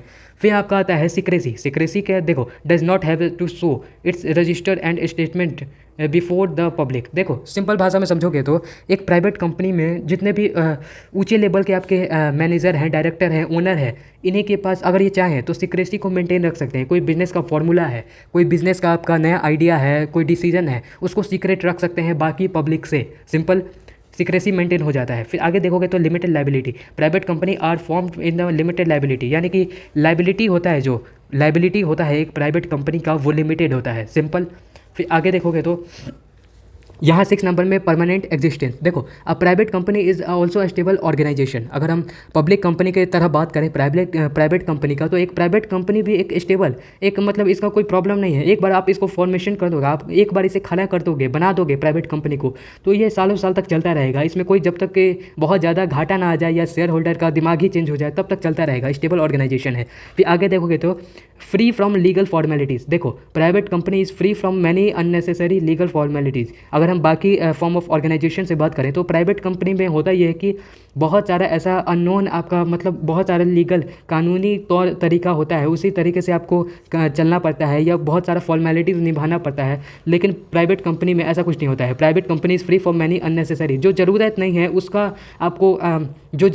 उसका आपको कानूनी तौर से फॉर्मेलिटीज़ निभाने का कोई ज़रूरत नहीं है। फिर आगे आता है डिसएडवांटेज ऑफ प्राइवेट कंपनी। यहाँ पर एडवांटेज देख ली, डिसएडवांटेज देख लो प्राइवेट कंपनी का। यहाँ पर है लिमिटेड मेंबरशिप। यहाँ पर देखो the number of membership cannot extend 50 in a private company living it's employees. देखो जब हम मेंबरशिप की बात करते हैं तो वो लिमिटेड होता है, द नंबर ऑफ मेंबरशिप। जब हम मेंबरशिप की बात करते हैं तो वो मैक्सिमम 50 तक जा सकता है। मैक्सिमम जो मेंबरशिप के एक प्राइवेट कंपनी में जो मेंबरशिप में होते हैं वो 50 तक जा सकता है एक प्राइवेट कंपनी में, हम लोग ने बात किया। फिर आगे आता है हमारा कि interest on the share holder not safe guaranteed. Disadvantage ये है कि जो शेयर होल्डर हैं, जो कंपनी में पैसा लगाए हैं, शेयर्स लगाए हैं, उनका जो शेयर है वो गारंटी नहीं है कि आपका शेयर एकदम मतलब सुरक्षित है। वो कभी भी कैसे भी कुछ भी हो सकता है एक प्राइवेट कंपनी में। इसमें आपका सेंट्रल गवर्नमेंट भी कुछ नहीं कर सकता है एक प्राइवेट कंपनी में, यही डिसएडवांटेज है। फिर आगे देखोगे तो यहाँ पर state priorities to public company, यानी कि the preference give to public company in many policies of central government is a drawback for private company. देखो क्या होता है कि एक पब्लिक कंपनी को ज़्यादातर कौन चलाता है, गवर्नमेंट बहुत ज़्यादा सपोर्ट करता है, सरकार बहुत ज़्यादा सपोर्ट करता है एक पब्लिक कंपनी को। लेकिन अब पब्लिक कंपनी के अलावा जब हम प्राइवेट कंपनी की बात करते हैं तो प्राइवेट कंपनी में देखो पब्लिक कंपनी में सपोर्ट कैसे करता है, बहुत सारे ड्रॉबैक देता है, टैक्स को कम कर देता है, आपका लोन माफ़ कर देता है, लोन पर कम इंटरेस्ट लेता है, बहुत सारा फैसिलिटी देता है। लेकिन पब्लिक कंपनी के अलावा जो प्राइवेट कंपनी होता है वो उसमें गवर्नमेंट का उतना रोल नहीं होता है, गवर्नमेंट का उतना हिस्सेदारी नहीं होता है, इसीलिए गवर्नमेंट हेल्प नहीं करता है। और ये थोड़ा सा ड्रॉबैक कह सकते हो प्राइवेट कंपनी के लिए, सिंपल। इतना सब देखने के बाद हम लोग थोड़ा सा प्राइवेट कंपनी और एक पब्लिक कंपनी में थोड़ा सा डिफ्रेंशिएट कर लेते हैं। क्या होता है ये, देखो नंबर ऑफ मेंबर, देखो at least 2 member and maximum number can be 100। एक प्राइवेट कंपनी में मेंबर्स की जब हम बात करें तो 2 मेंबर होने चाहिए मिनिमम, और जो मैक्सिमम होने चाहिए वो 200 तक हो सकते हैं, 200 तक हो सकते हैं, सिंपल। और जब हम पब्लिक कंपनी की बात करें तो पब्लिक कंपनी में मिनिमम 7 होने चाहिए और मैक्सिमम कितने होने चाहिए इसका कोई लिमिट नहीं है।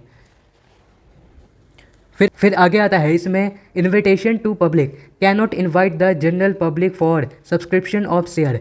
यानी कि हर कोई प्राइवेट कंपनी में शेयर नहीं लगा सकता है, या मतलब इन्विटेशन नहीं देता है प्राइवेट कंपनी वाला कि हर कोई भी बंदा चाहे कोई भी आकर मेरी कंपनी में शेयर लगा दे, ऐसा नहीं होता है। लेकिन अगर प्राइवेट पब्लिक कंपनी की जब हम बात करते हैं तो पब्लिक कंपनी में इनवाइट द जनरल पब्लिक, जो आम जनताएं होती है, मिडिल क्लास लोग होते हैं, लोअर एरिया बैकग्राउंड से जो लोग आते हैं, वो भी चाहें तो शेयर्स लगा सकते हैं एक पब्लिक कंपनी में। फिर आता है देखो अलॉटमेंट ऑफ शेयर्स। अलॉटमेंट मतलब हिस्सा कैसे लगता है शेयर का। देखो a private company can allow there shares directly, उनके लिए कोई डिसीजन ऐसा नहीं लेना पड़ता है शेयर को डिवीज़न में।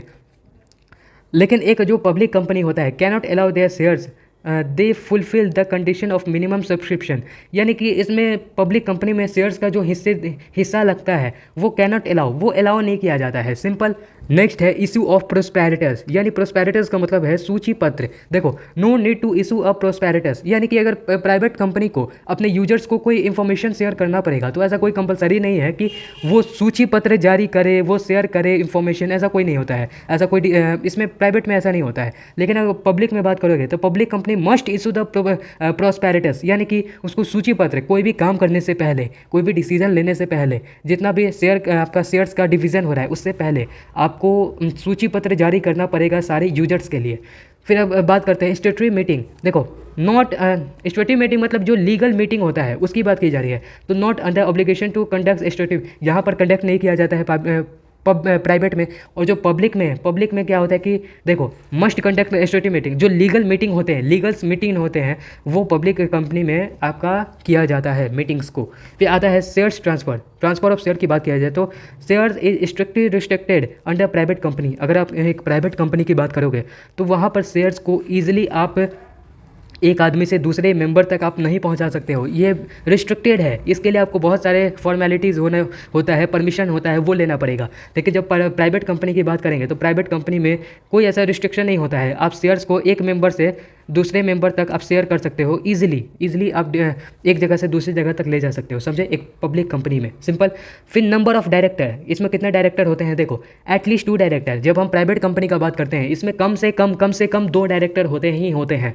और एक पब्लिक कंपनी में अब public company must have at last 3 director. जब हम पब्लिक कंपनी का बात करेंगे तो पब्लिक कंपनी में प्राइवेट से ज़्यादा 3 डायरेक्टर होते हैं, सिंपल। लोन टू डायरेक्टर यानी संचालक, यानी जो लोन होता है, लोन टू डायरेक्टर, ये कैसे काम करता है। Loan to director can be guaranteed without any permission. अगर मान लो जो डायरेक्टर है, हमने पहले भी थोड़ा देर पहले बात किया था कि अगर जो डायरेक्टर है उसे कोई आर्थिक सहायता का या फिर लोन का ज़रूरत होगा तो वो प्राइवेट कंपनी का वो डायरेक्टर है तो वो आसानी से बिना किसी के परमिशन से वो ले सकता है, वो लोन ले सकता है, आर्थिक सहायता, कोई कुछ पैसा ले सकता है। लेकिन जब हम यहाँ पर बात करते हैं एक पब्लिक सेक्टर का, तो पब्लिक कंपनी में क्या होता है कि public company permission from central government is required before the. अगर मान लीजिए कोई डायरेक्टर है, तीनों में से मान लीजिए कोई डायरेक्टर है, 3 या 3 से ज़्यादा जितने भी डायरेक्टर हैं, मान लीजिए उनमें से कोई डायरेक्टर है, उसको अगर लोन का ज़रूरत होगा या कोई सहायता का ज़रूरत होगा तो वो क्या करेगा, उससे सेंट्रल गवर्नमेंट से परमिशन का ज़रूरत लेना पड़ेगा, ज़रूरी होता है, लेना पड़ेगा। फिर आपका आगे आता है कि फिलिंग ऑफ डॉक्यूमेंट का कैसे फिल किया जाता है, ये देखो a private company has to send a document like the list of director, there written consult etc to registrar along with application. देखो जब हम एक प्राइवेट कंपनी का बात करते हैं तो प्राइवेट कंपनी में कुछ ऐसा डॉक्यूमेंट शेयर किया जाता है, सेंड किया जाता है। कैसा डॉक्यूमेंट, लिस्ट ऑफ डायरेक्टर का कितना, कौन से डायरेक्टर हैं, उनका मतलब उनका कितना नंबर सेट, कितने डायरेक्टर हैं, वो उनका नाम जो भी है वो शेयर किया जाता है, list of director. There written consult, और उन्होंने जितने कंसल्ट लिखे हैं, यानी कि कंसल्ट मतलब कि असमित जितने भी आपका रिटन कंसल्ट हैं वो सब आपको लिस्ट करना पड़ेगा, सेंड करना पड़ेगा।